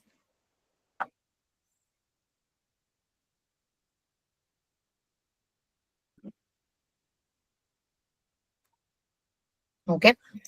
Third subcategory within this category is that legal, regulatory, and contractual requirements regarding cybersecurity, including privacy and civil liberty obligations, are understood and managed. You need to understand all the legal, regulatory, and contractual requirements for your organization, right?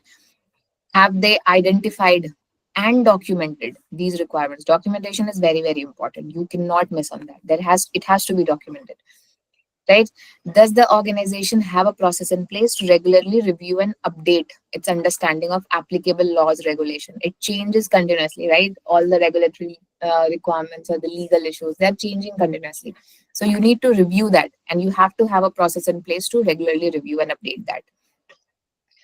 Are these identified requirements communicated to relevant stakeholders throughout the organization? If you have a regulatory requirement or a requirement to have PCI DSS in your organization, your application owners, your system owners needs to know that, right? That they have to be compliant with PCI requirements. So you need to have a process in place to communicate that also to relevant stakeholders. Has the organization assessed the potential impact and risk associated with the non-compliance? Non-compliance can have huge impact, that can financial impact on you, reputational impact, some legal issues can happen. So that assessment is very, very important, and organizations should have process in place to assess the impact and risk with non-compliance, right? If anybody who is new to this field, and if you have any point where you want me to stop and explain something in detail, please feel free to stop me. I'm assuming that because we have a lot to cover, so I'm assuming that these points you are already, either you have listened to it, you have worked on it, or you have good understanding of that. But if you think otherwise, just feel free to stop me. Okay. I hope I'm not boring you much. I know this is a dry topic, but once you are aware, or once you have gone through everything, I think this will just be like your second nature, and you'll just have everything in place. Okay, so the fifth point is that if the organizational cybersecurity risk management policy, process, and controls are designed to ensure compliance with the identified legal, regulatory, and contractual requirement, this needs to be first documented, then communicated, and then you need to think from an overall perspective. Think of you like a senior leadership. You need to have understanding in place that there are policy, processes, and controls are designed to ensure compliance with these requirements. If the organization have a mechanism to monitor and report on its compliance with cybersecurity, and if there are any examples of how the organization has adapted its cybersecurity risk management approach to address changes in these requirements, right? Let's say in simple languages that first find out which all your legal, regulatory requirements, laws that apply to your organization. It's HIPAA, it's GDPR, it's PCI-DSS, it's CCPA, anything that applies, there has to be a list which is documented properly, right? You need to have records of how your organization complies with these legal requirements. Okay, I will show you that.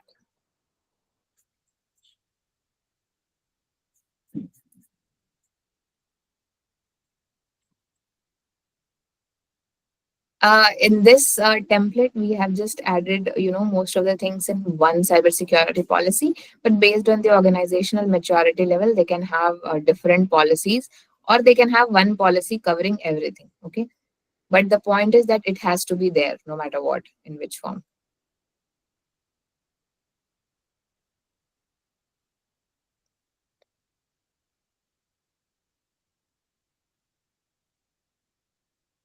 Yeah. This is the part that how the company is managing legal requirement. What is the policy statement that it says that, you have to be compliant with all applicable legal, regulatory, contractual requirements related to cybersecurity, data protection, and IT operations. How they are implementing the procedure. These people are responsible, like head of legal and compliance is responsible for identifying all laws. They are the owners. They will regularly monitor changes in requirements. External legal consultants can be engaged to provide updates on significant changes.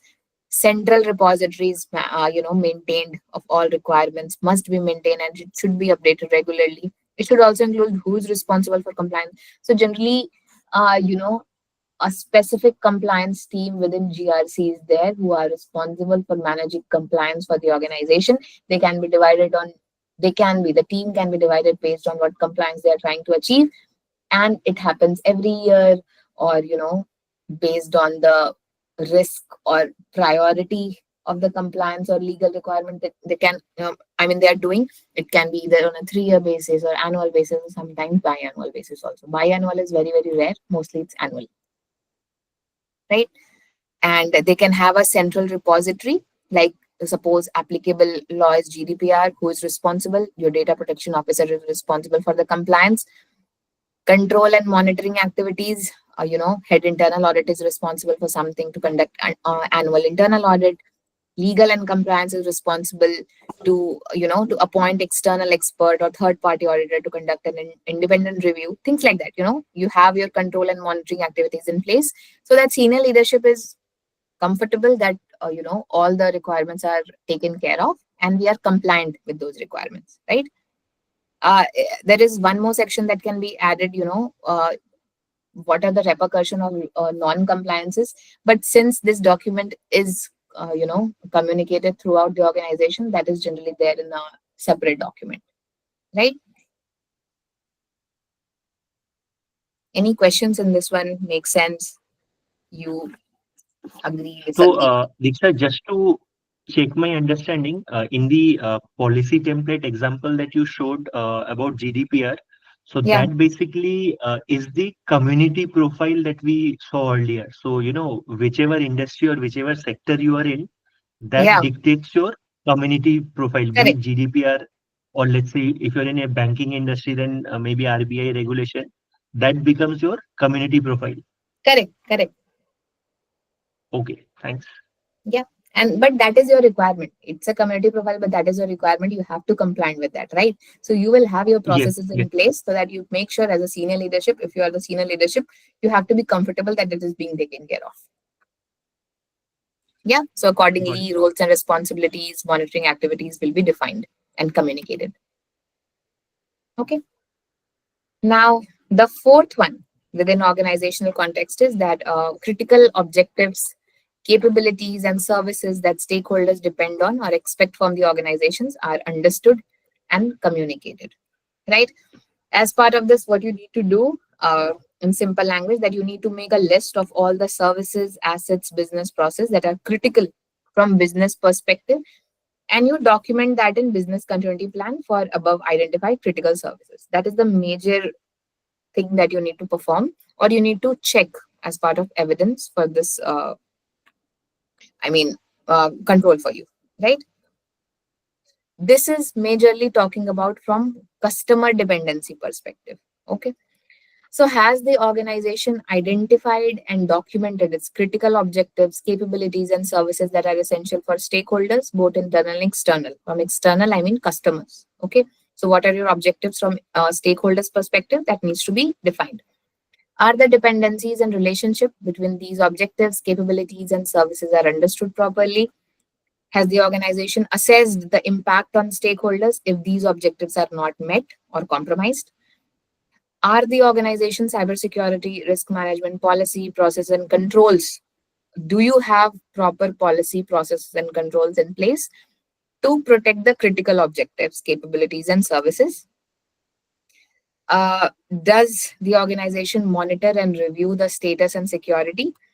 Are the processes in place to manage changes or disruption to the critical objectives? So basically, you have to identify and document your critical, what your objectives are, what your capabilities are, and what your services are. All your important and critical services from business, ongoing business management perspective, you have to have documented that. Then further that can be expanded to, what dependencies are there, what potential impact can be on stakeholders if those are not met. Do you have proper controls in place? Or, do you have proper monitoring and review controls in place to make sure that it is being taken care of? And do you have process to manage any change or disruption, right? So generally you would have seen that, we conduct BIA, business impact analysis. So first that you identify your critical services, and followed by you will see that what all impact it can have, right? If that, those are not met or those objectives are not met. Correct?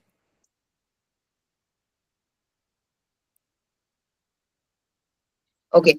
And this is, so GVOC 04 and 05, they are, together, you can understand them together, almost similar control. But 04 majorly talks from customer dependency perspective, and 05 is from more of supplier dependency perspective. Okay. Same attributes, if they have identified, documented, dependencies and relationships are properly understood, what are the outcomes from there, that can be disruptive to the organization. If there are controls and risk management activities designed to protect the outcomes, if they monitor and review the status on a particular basis, and if there are processes in place to manage change. Uh, any control any control you are working on, you are implementing, there are few things that are very important, and that goes on everywhere for most of the controls, right?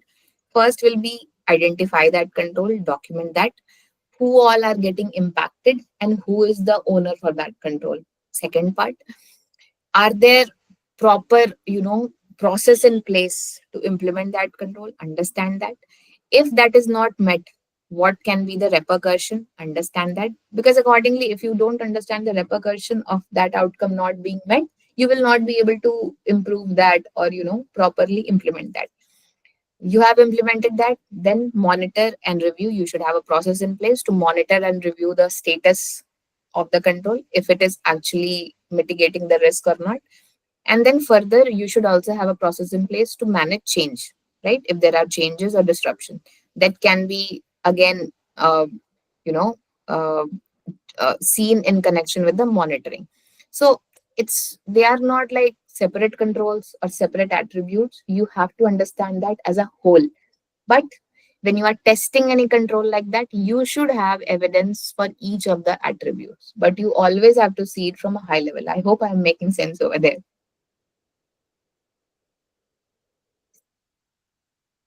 So understanding from high level and at the attribute level, both are very, very important, and both goes hand in hand whenever you are implementing any framework, any control, right?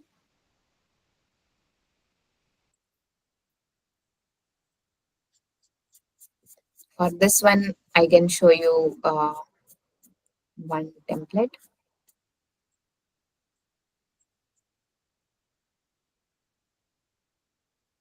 Yeah. So for this one also, you can use this template and you can expand it what your internal, external stakeholders are, and what critical services are being impacted. I mean, what critical service you need to make sure that there are particularly implemented controls over there so that your stakeholders' needs are met. And you can use this template to tweak over that. Any question till now? We have just completed the first category, which is organizational context. Any question in this one? On a high level basis, if you are, you have understood it. See, the complete understanding comes when you know the theory from here, and then you go ahead and implement it in your organization. But from a theory perspective, you should have an understanding what organizational context category talks about.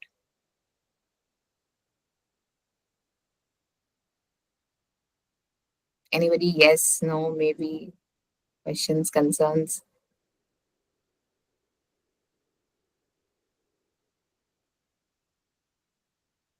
Am I audible? Yes, Diksha, you are audible, and I think people are, putting their gesture also. For me, it's clear. I can't see actually the gestures. Oh, So I see. Okay. yeah, so it's like on screen. So just say yes, no, I'm fine with that. Okay. Okay, so the next category is risk management strategy. So this category talks about that the organization's priorities, constraint, risk tolerance, and appetite statements and assumptions are established, communicated, and used to support operational risk decision. Anybody wants to tell me the difference between risk tolerance and risk appetite?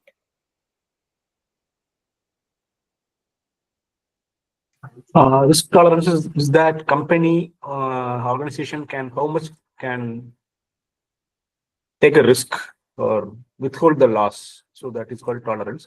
Appetite means maybe how in what level they can take a risk for their risk. It's appetite. Okay. Yeah, right. So basically, risk tolerance is how much deviation they can handle from their acceptable level, right? That is their risk tolerance. And you're right about the appetite, how much risk they can take, that's their risk appetite statement, right? So deviation is tolerance, and how much they can go is appetite. Okay. So what all policies will be required as part of this category? First will be the risk management policy, which will establish their risk tolerance and appetite and outline the process for risk assessment and management. Everything depends on the risk. So risk assessment and management will be covered in risk management policy. And there will be risk communication policy. Majorly, there is one only policy, risk management, and that will cover the communication part as well. But you need to make sure that it's there, right? That will say how risk-related information is communicated within the organization. Okay. There are 7 subcategories within risk management strategy. We will start with the first one. So first one is that risk management objectives are established and agreed by the organizational stakeholders.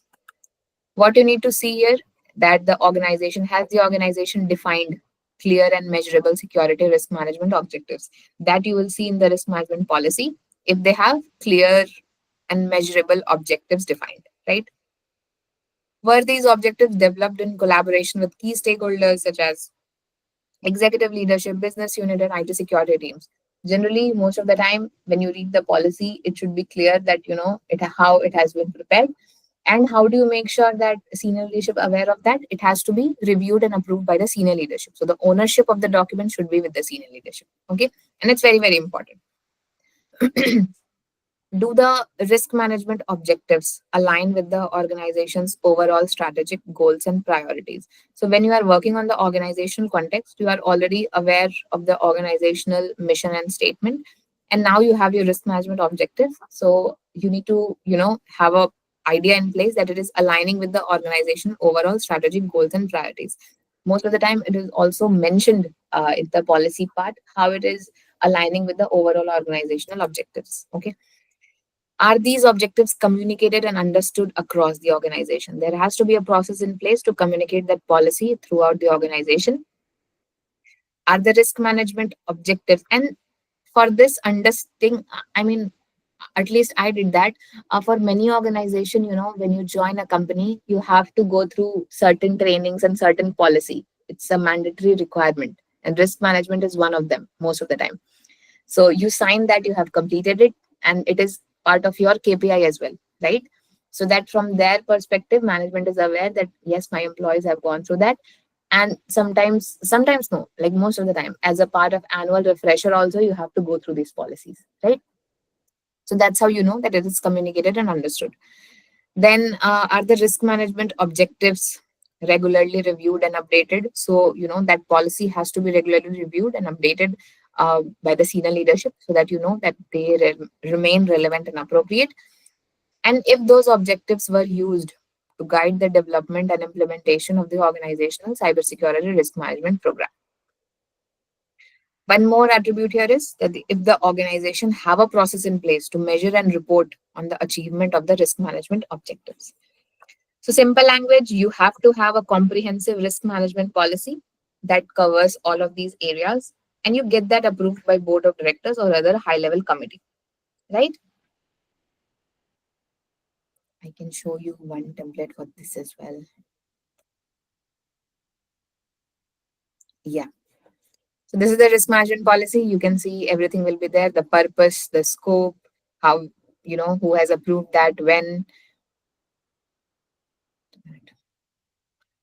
Deviation, if there are any deviation allowed, policy review, risk identification, how risk is identified, risk level classification. We will come to that, there are several subcategories which talks about these, but all of these areas needs to be covered in risk management policy, right?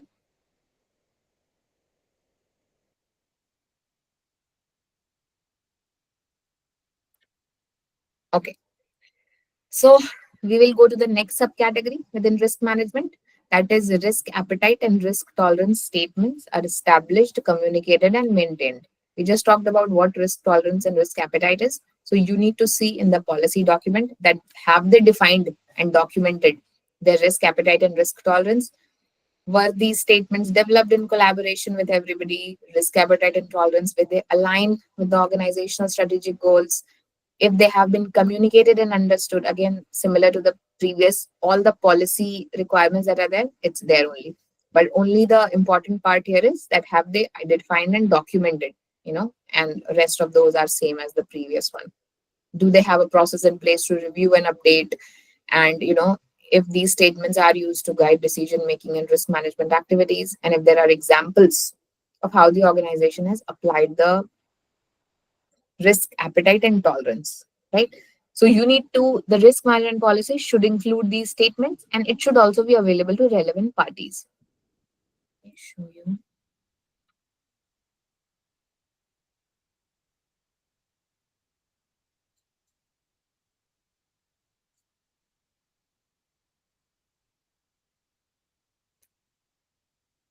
Yes. Can you see this? So they have clearly defined the risk appetite or risk acceptance. So if they have a residual risk which is low, risk score less than 9, it's auto accepted. That can be different for organizations, just an example. If it is medium, risk can be accepted only on approval of department head. If it's high, then approval of CEO or any other senior leadership. Similar, this has to be but documented very, very clearly. Does anybody wants to quickly tell the team what inherent risk and residual risks are? Inherent risk or existing risk? Sorry? Inherent risks or existing risk, right? What do you mean by existing risk? Inherent risk is, the natural risk or the existing risk that is typically present in any environment asset. And after you have put in all your mitigation, controls, the remainder risk is your residual risk. After Yes. all the risk treatment, has been done. Correct. So inherent risk are your risk before you have implemented any control, before you have put any risk mitigation or acceptance, part. Once you have done that, once you have implemented your control, then the risk that is remaining is residual risk. So here risk acceptance is based on your residual risk. Then only you can decide that, then management can decide whether they want to accept this risk based on the residual risk score, or they want to mitigate it further, transfer it like that. Okay.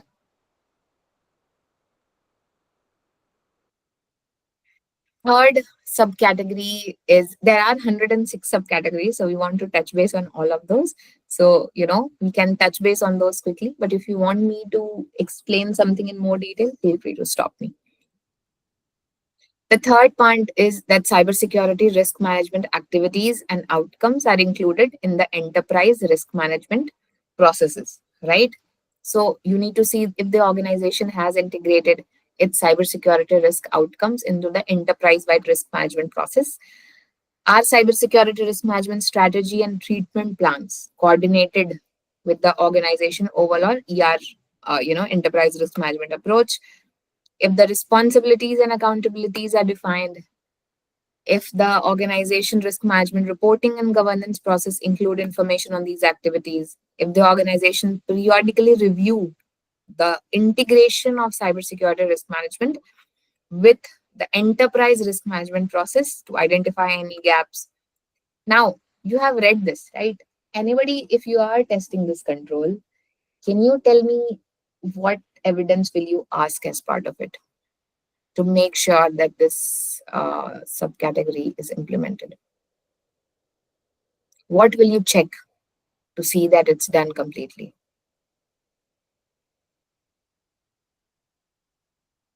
Take a guess.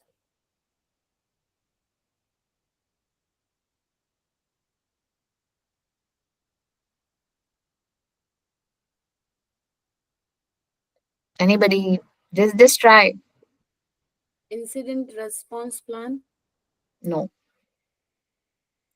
That comes later. Diksha, can you repeat the question? I'm asking that you are the auditor or the implementer, and for this subcategory, you have to ask for evidences, right? What evidence you will check to make sure to have comfortable that this subcategory has been implemented?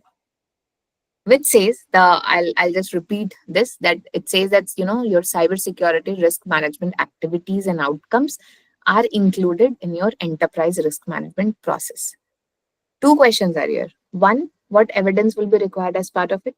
Two, what's your overall objective? If you can explain in layman terms to me what you are trying to achieve as part of it. Any ticket is in place or any approval got from the management, that will be a can show as evidence that is No. being implemented. But approval on what? To ensure that control is in place and it's effective. No, but control, when you test a control, you don't just go on approval. If the management says to me that this control is effective, as an auditor, I won't trust that evidence. I won't take it as a evidence. I will need to see myself.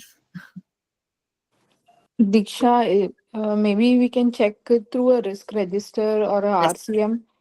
Yes, you are absolutely right. So your risk register will include all your cybersecurity risk management activities. How those activities are defined, I just mentioned that, what's your objective is. So all of you who are CISA here, you will understand the second domain, which talks about that your tech risk or your tech governance should be, part of your overall enterprise governance, right? So your cybersecurity risk There should be alignment. in aligned with, yeah. So your cybersecurity risk should be aligned with your enterprise risk management process. Okay, where do you write down all those risks, and which document you use to, check the progress of those risks? It's risk register, right? And that should include all your cybersecurity risk and relevant responses. That then further, that management approval can come on, that this risk register has been approved or timely updated and all those things. But that risk register has to be in place, right? And that risk register will cover your strategies and treatment plans that is aligned with your overall enterprise risk management approach. Your responsibility and accountability, that will also be in your, risk register. Make sense? And that risk register will be periodically reviewed.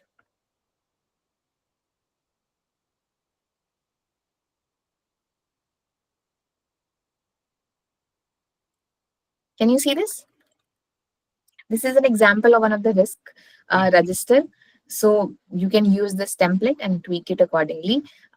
There can be risk category, it's supply chain or information security, it's regulatory risk. Based on that, what the risk is, who is the risk owner, which department is responsible for that, what's the inherent risk rating, what's your risk response, and accordingly you can go ahead with what's the residual risk rating, what's your treatment plan, and all those details, right? So that needs to be prepared. Now that automation has come in, there are many tools that come. I have not been able to work on those, but I have heard and from other companies or working on other companies that there are tools that automatically create those risk register, and that is there are some prompts that needs to be given, and that automatically updates on a periodic basis. But I have seen like manual risk registers throughout my experience. So I'm not sure if anybody has seen any tool or any automation on that, please share with the team.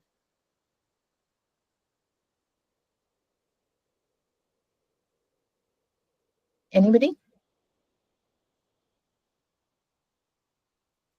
No. Okay, so this is the fourth one, which is that strategic direction that describes. I have something to share. Yeah. So we have a process unity tool where this is being done. We just have to give in a few inputs. Like usually in TPRM side, what we are doing is like we don't have because the risks are very wide, and we don't have time to categorize everything because there are multiple suppliers, multiple third party vendors and all. So process unity is one such tool where you just have to give in the input. It will also give you the security posture, at what kind of posture they're having, and it prepares the register as well. We don't have to do it manually. Yeah, We just that's need what to get it verified. Like we need to get this approved, probably by the owners of the risk, or maybe other stakeholders, if it's valid and all. So right now, that's how they're doing it. They don't use Excels anymore, at least in TPRM.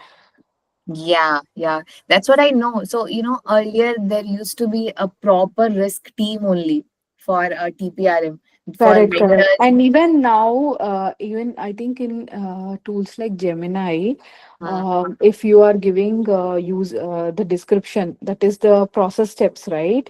It is giving you the risk and control, which directly can be implemented in the matrix.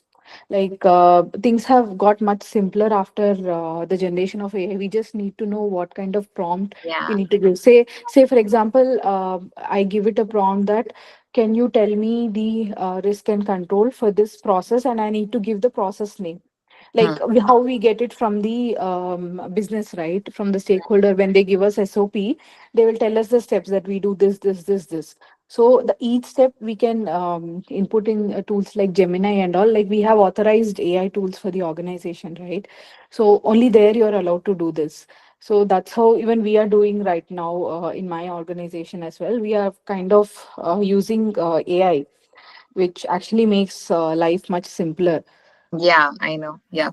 So Yeah. that's what I'm saying. That I know in my previous organization, initially there was a huge risk team. They were only there, to assess the vendor risk, preparing those Excel sheets, and then it goes to other teams for, assessing those controls. But now that whole team has been merged, and there are like very automated tools, like you just mentioned, Process Unity. I was not aware of that. Thank you for sharing. They are using, and it completely prepares the risk response. So yeah, good to know that. Anybody else has anything to share?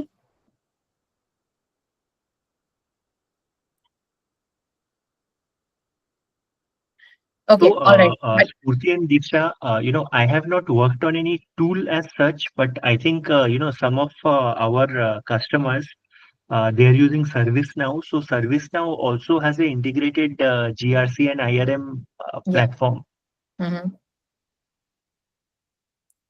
There are other tools also for GRC.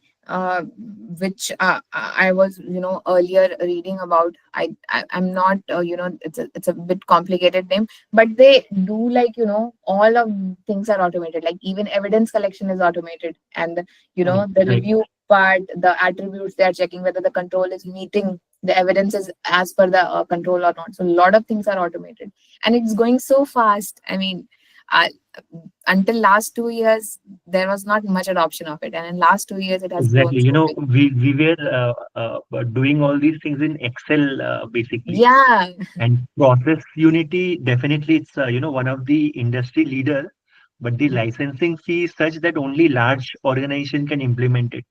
I yeah. mean, most of the other organization will not use even service now for that matter. Still, service now is like majorly organizations are using because it's used for other purposes also. But yeah, Right, right. process unities. So, as Arvind mentioned, Diksha, we have process unity plugins for service now also right now, because not every organization will have a budget for PO, right? Yeah. So since they're already using service now, like in one of the projects that I work, what we have done is there is a plugin called Cyber GRX. Okay, Uh-huh. so this is by process unity Okay. only, but Mm. you just have to pay some certain amount based on the services that you are using for the cyber grx, and they will get a plugin installed in your service now. So through service now itself I you see. can use this also, Arvind, that provision also you have. Okay, okay. Okay, good information. Okay, so we are moving to the fourth subcategory in risk management, that is strategic direction that describes appropriate risk response option established and communicated. So basically, your risk register should include your risk response for each identified risk. See, all automated tools will come, but our role, I'm hoping, the frameworks, the policy, the control, the objectives, you have to understand that to, to train the AI or train the tool to achieve what objectives are. So understanding the frameworks is still very, very important, and understanding your risk for your, processes. Okay, so basically it talks about if your organization has defined and documented its strategic direction, if the strategic direction consider factors such as organizational risk appetite, tolerance, and available resources, if the risk response options are clearly described, if the criteria and decision making process for selecting appropriate risk response option clearly defined, if the risk response options are aligned with the organizational overall cybersecurity risk, and if the organization have a mechanism to monitor the effectiveness of the implemented risk.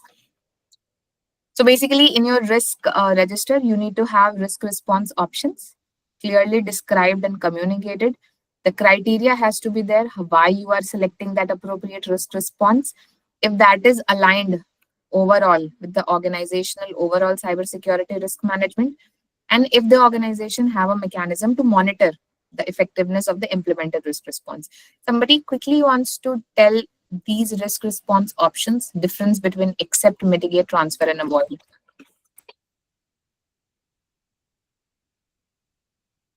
Anyone? So let me take a shot. Accept means let's say the risk is of low severity or low likelihood. So we will simply accept the risk.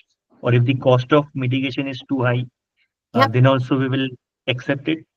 Mitigate means we will do a risk treatment through some controls. Transfer basically means we will either take a insurance or Mhm. outsource it to a third party. Avoid means if the let's say the impact or the severity of the risk is too high, then the management might decide to completely avoid that activity or that process altogether. Yes, correct. So the one that in accept it doesn't come, in avoid it comes. You clearly, you said it right. In accept only comes like it's very low risk, something, that doesn't hamper much. It comes in accept. But if the cost of risk treatment is much higher, right, than the repercussion of not, mitigating it, then it comes in avoid, right? then the management just choose to avoid that risk response option, right? Let me give you an example. Let's say, there is a Sure. remote branch office and there are only one or two endpoints there. And, one of the threat is, let's say, some disaster happening in that office. So instead of, let's say investing too much on the cyber security or backup procedure, I'll just let the office run. In case something happens, we will simply format and rebuild the PC. So that is also like sort of like accepting only, right? That I'll not do anything for risk treatment. I'm okay with the risk. Yeah, that's right. Anybody has any doubts in these 4 risk response options? Because understanding is important, because if you don't understand the option, you can't talk about the other criterias. People who have not spoken yet. I can't see if you are putting thumbs up or anything, so if you can just unmute yourself and speak up. No? Okay, all right. I will just show you in the risk register.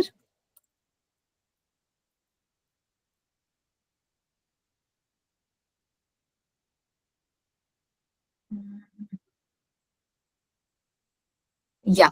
So here you can see it says that you either accept your residual risk or not, yes or no. If it is yes, who approved it, what's the justification, and additional, if there are additional risk treatment plan that needs to be done, it can be mentioned here. If it is no, if you're not accepting it, maybe you have an implementation plan in place or some other risk treatment plan, you can put it here, right? You should have your criteria very, very clearly defined. When are you accepting it, when are you not accepting it, if it requires further approval or not, and your parameters also have to be very, very defined. This is for other areas, when we were mentioning what's the likelihood, what does it mean by it, the number, ratings. So all those things needs to be there in your risk register, right? It also talks about your risk classification, based on your risk score, how do you define your risk level and what color indicates that. So all of these are very important, and it requires a lot of practice and a very, very strategic mindset, very high level detail. You need to focus very on detail level, that everything, all the colors are right and all the description is right and how it is managed, because everything is risk based, right? You cannot go wrong over here. Okay, now the next subcategory in risk management strategy is this 5th one, which is that lines of communication across the organization are established for cybersecurity risk, including risk from suppliers and other third parties, right? Here it says that your risk management policy should include procedure to update your senior leadership, senior executives, your directors, your management on the organization cybersecurity posture at agreed upon intervals, right? So, leadership has these quarterly meetings, or, there are, for some processes, there are monthly meetings as well. So there has to be a process in place that from bottom line, the feedback and, risk treatment, what the implications are, or, what feedback is there, that needs to be gone to the senior leadership, because their decisions are based on that, right? So that means that have they established and documented clear lines of communication for sharing information about cybersecurity risk across the organization, right? From suppliers and other third parties, if also there are risks which are coming up, there has to be an agenda item in the leadership meetings that it goes to the senior leadership. They need to know about it, right? Do these communication channel include both vertical, leadership to operational teams, and horizontal, that is across business unit and function information flows? So what evidences can you ask for it? One, first you need to understand how these meetings happen, right? For across business units and from leadership to operational teams. And what is the agenda items of these meetings? Once you know the process, then you can ask for the business meeting minutes and see who all our people are, you know, who all people, are part of those meetings, so that you are comfortable that there are lines of communication, vertical and horizontal both. If the roles and responsibility for communicating and escalating risk on suppliers and third parties are defined and understood, Who is responsible for that? Like your compliance team head will be responsible for providing risks that are arising from non-compliance of your legal requirement activities. Or for supplier risk, there is a separate team like TPRM. Their team is responsible for accumulating what risks are arising from vendors or suppliers, and they are communicating that senior leadership.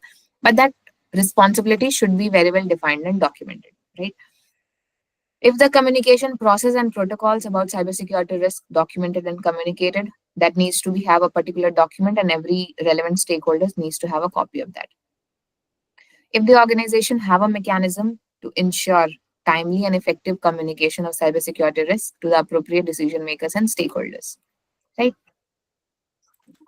You also need to identify as part of it how all departments across the organization are communicating with each other about the cybersecurity risk, right? So you need to understand from the teams that how these meetings are happening, how these are communicating with each other, and accordingly you can ask for the meeting minutes that will suffice as the evidence, right? I will show you this.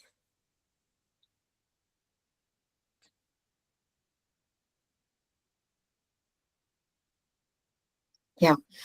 So how this risk management reporting happens, that all employees are encouraged to report any identified risk. So you will have your procedure documents in place on your SharePoint, that how employees can report these, how these risks are reported. See here, employees should send risk to this team. That can be one of the examples. That can be other places also. How what email should consider and everything. This risk management communication and meetings, right? What all meetings are happening. Head risk management is responsible to arrange risk management meetings on quarterly basis, like I mentioned. So quarterly basis, this risk meetings happens with the senior leadership, where they're informed about it, and according the cycle goes on, right? And what is the agenda of those meetings? So are they reviewing significant incidents that occurred either internally or on the supplier end, or if there are any changes in applicable regulation or compliance requirements, if there are any new or emerging risks or threats. These can be the agenda items, and these minutes of the meeting is to be placed to CEO, and also you can ask that as an evidence to make sure that it is discussed and the senior leadership is aware of what's happening and what are the risks, either which are currently in the organization or the emerging risk. Make sense?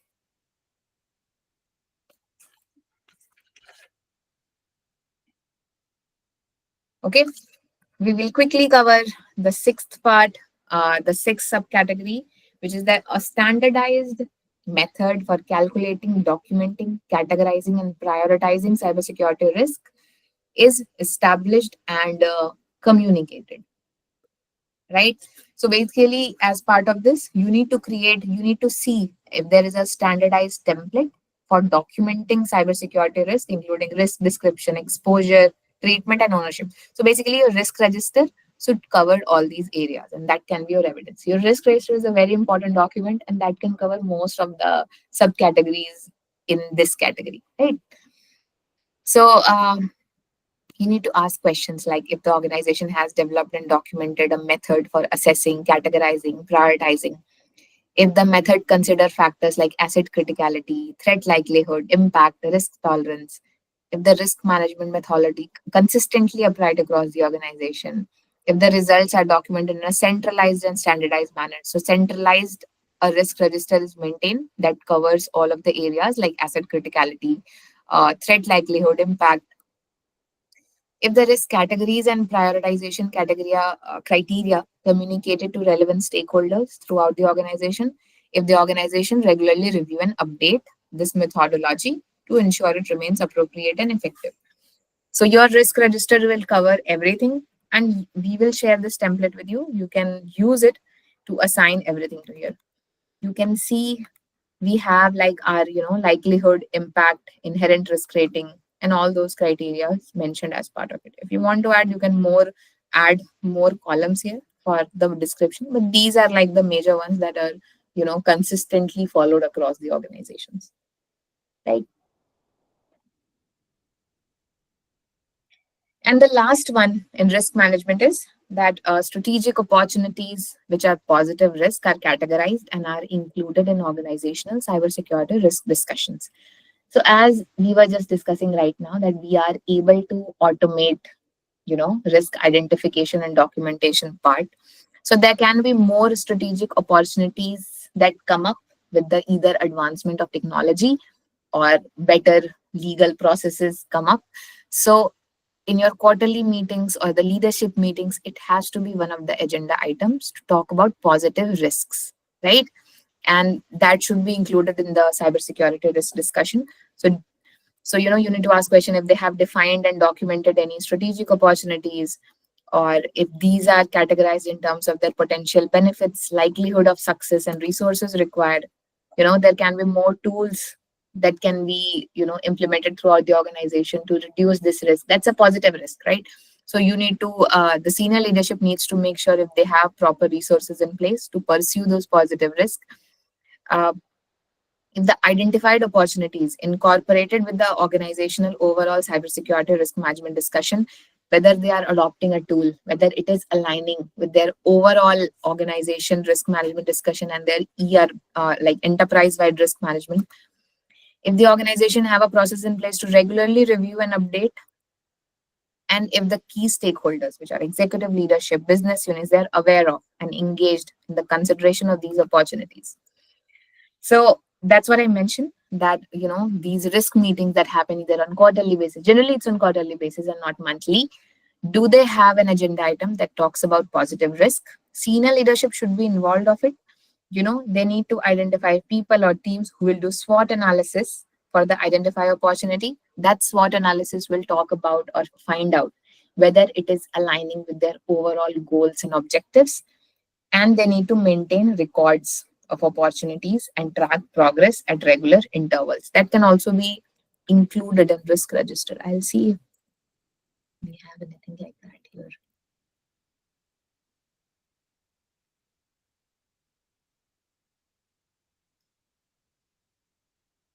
We don't have that, but in that, you can add one of the positive risk, which area it covers, and accordingly the risk description, risk response, if you are going to what your action plan is and everything, that can also be added here.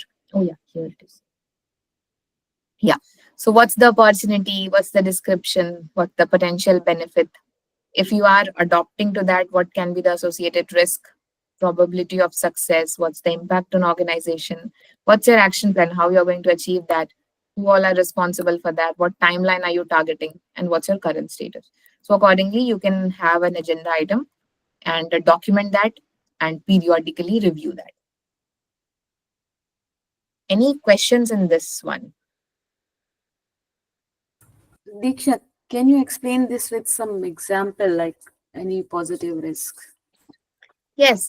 So that's what the example is, this one, right? The tool that you are mentioning, the process unity tool, right? Not every organization is able to afford that, but that can be one of the opportunity that they have to reduce, first of all, reduce the overall manpower cost, right? To automate that one, and, further simplify their overall process. So that's a positive opportunity for them, positive risk. So what could be the description? Description could be that if they implement that tool, that can have, that will automate the identification of risk and the particular control matrix. It will lower down the, the manual power, or when the employees are doing it, there is always a risk of doing it, like, sometime wrong. When you're automating it, the correctness, probability always goes higher. What are the potential benefit? But that can be associated risk, like your other services. One risk can be cost can be high. Second will be that, there are other processes or tools which will not be properly correlated, or they'll not be compliant when we adopt to this tool. I'm just giving an example. What's the probability of success? That can depend on what technology you have, how many resources you have to implement that, what impact it can have in organization, what all you need to do to implement that. First, you will have to do what the procurement team will work on identifying the risk, further finding out what can be done, and accordingly, who is the responsible party. Maybe the procurement team will be the initial responsible party. What timeline are you achieving? Maybe in 6 months you are planning to implement that. Maybe in 6 months you are planning to pilot test that, and then further implement it throughout the organization? What's the current status? Maybe you have just not started, so not started, or either you have done the risk assessment but still in phases of trying to procure that. Make sense? Or if that gives you an idea how I'm talking about it. Yeah. Anything else anybody wants to add here?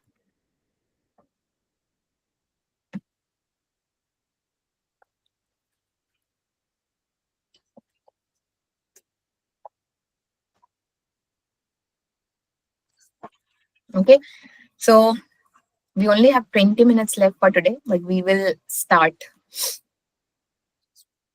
We will start with roles and responsibility. This is the third category. This is the third category within governance, which talks about that, cybersecurity roles, responsibility, and authorities to foster accountability, performance assessment. It's defined, established, and communicated. What are policies are required? First, define cybersecurity roles and responsibility. There has to be a document which talks about the roles and responsibility, which outlines the delegation of authority for these decisions, and which establishes the criteria for assessing the performance of individuals in cybersecurity roles, right? It can be part of one document, one roles and responsibility document, or it can be included within the cybersecurity policy itself. But you need to make sure that all these points are covered, right? The first subcategory here is that organizational leadership is responsible and accountable for cybersecurity risk, and it fosters a culture that is risk aware, ethical, and continually improving, right? As part of this, you need to make sure that you have a cybersecurity policy which is approved by the board or senior management, and the policy is reviewed on an annual basis for improvement. That we already understood in the first the above two categories, right?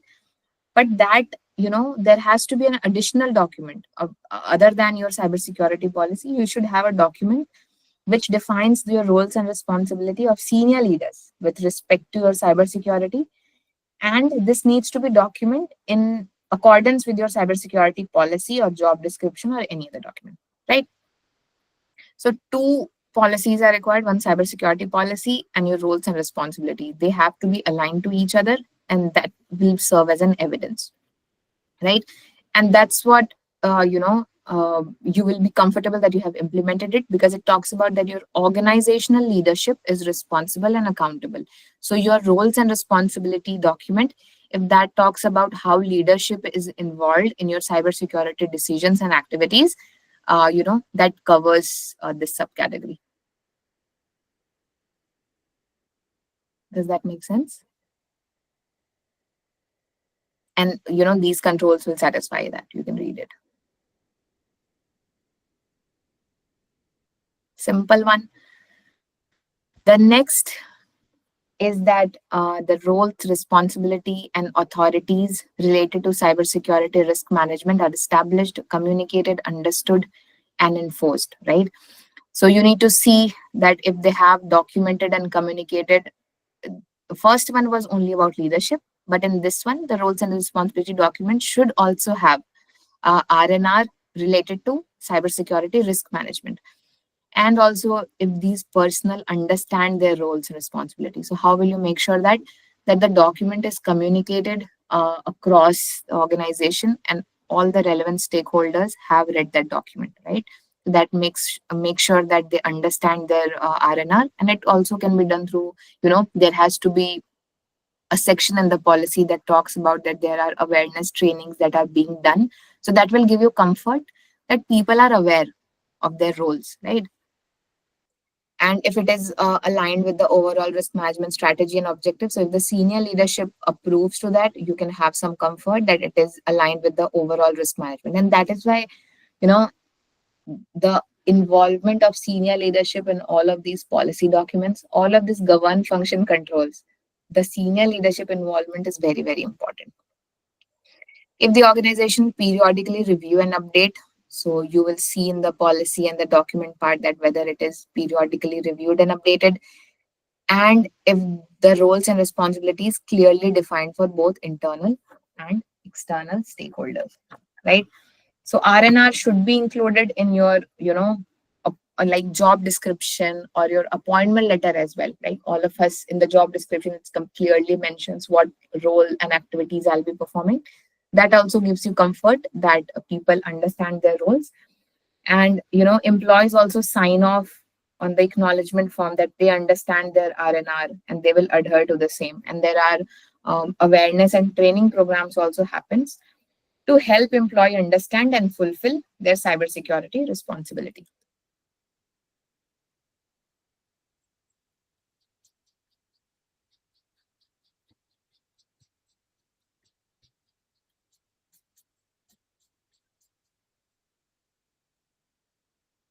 Yeah. Can you see that? Cybersecurity roles and responsibility. Here in this template, it's included within the cybersecurity policy itself, and it's high level. So the CISO, what is he's responsible for, head of IT, what they are responsible for, how head of internal audit, what they are responsible for, IT security manager, what he's responsible for. So he'll oversee the implementation of baseline configuration. He'll ensure timely patching. So, high level, what people are responsible for, it will be included in the roles and responsibilities section.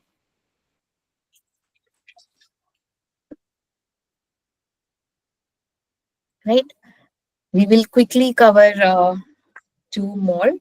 One is that, so this category is a bit easy, the roles and responsibility, and it's majorly covered in the policy part.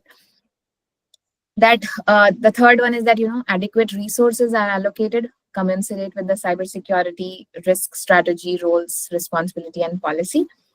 So as part of this, you need to see that if there are records of how resources are allocated in line with risk tolerance and resource needs, right? That can be included in your risk register as well, how the resource allocation is done.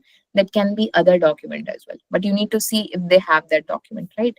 So you need to see if the resources, personal, technological, financial, they are allocated for cybersecurity risk.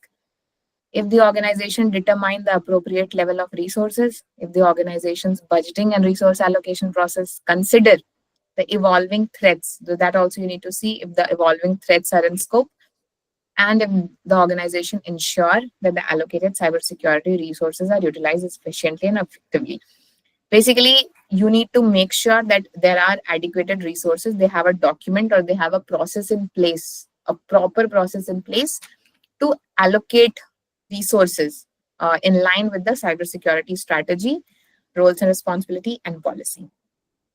And the last one is that, this cybersecurity is included in human resources practices. We already discussed that the job roles, job description, hiring criteria, they all should include roles and responsibilities and competencies that are required. Organization hiring process should include cybersecurity focused assessment like background check, skill evaluation. Are cybersecurity awareness training and education requirement defined and incorporated in the onboarding and ongoing process? If the organization ensure that personnel maintain the necessary knowledge to perform their job functions, how are they doing that?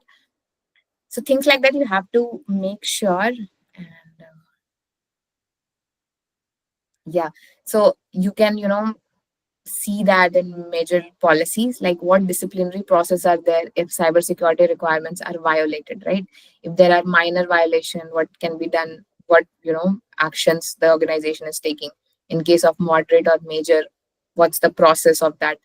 So that all can be done, and that these policies are circulated to employees, so they are also aware of their policy, their roles from their job description and their the acknowledgement form that they sign.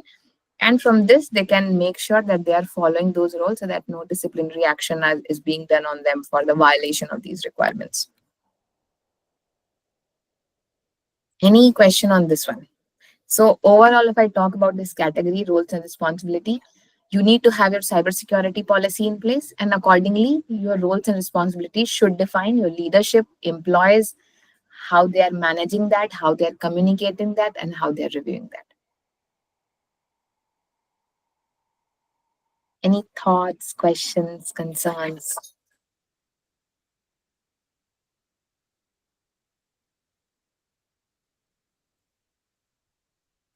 No? Okay, so I know the topics are a bit, boring, I would say, or dry to understand, but I hope that you are getting some understanding from what the requirements are. And, once you are going to implement that, you will have the overall understanding. If you have any feedback, you want to share anything that I want to incorporate more in the next session, anything for me? No, Diksha, it was good.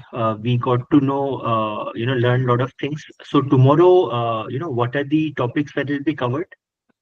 So we will be covering, we have covered until roles and responsibility of governance. We will complete govern function, and we'll go to identify, and we'll try to cover some part of protect as well, right? But we will certainly cover govern and, identify completely. Okay. So can you, share this PPT with us so that, we can go through and be a little bit more prepared for the next sessions? I will ask Archana to share that with all of you, the PPT. Sure. And any other reading material that you recommend? We will be sharing template with you, but once you complete the session, I will suggest you to go through the framework completely on the NIST website. The CSF Okay. 2.0, that's a big page. You can just go give it a read. That will make sense, all of that. Sure. Anybody else wants to share anything? Diksha, will you share those templates which you are showing Yes. us in the training? So Yes, this yes. will be after completing the training, or? No, before that today? also I can share. I'll ask Archana there how they share it with everybody. So, over email they can share it with you. Okay. Thank you. Anyone else? So Diksha, it's informative only. I mean, we can able to connect the dots in the real time and then bookish way of things. So once we go through this, study the document effectively, then our mind is also mapped in that fashion. So I it will know. be helpful. Yeah, maybe down the line you'll be more fluent in talking with the terms and the jargons. Yeah. It's very informative. The session is very interactive as well. But the I know. subject is bit dry. Yeah. It's not for the tutor. It's anyone, if the person takes, it will be like that only. So Yeah. the session is very interesting. Means I know the background, so I can able to connect it. Yeah, Anyway, thanks I for know. your time. Thank you so much for the feedback. I know it's a bit dry, and initially it can feel like all jargons and all those, words. But once you go through that, I'm sure most of you are already going through all of those, so you are able to connect with the dots. But once you start implementing that, that will also make more sense then. Okay, well, thank you everyone. Enjoy your rest of the Saturday, and I'll see you tomorrow at 10 a.m. Thank you, Diksha. Thank you. Bye. Thank you.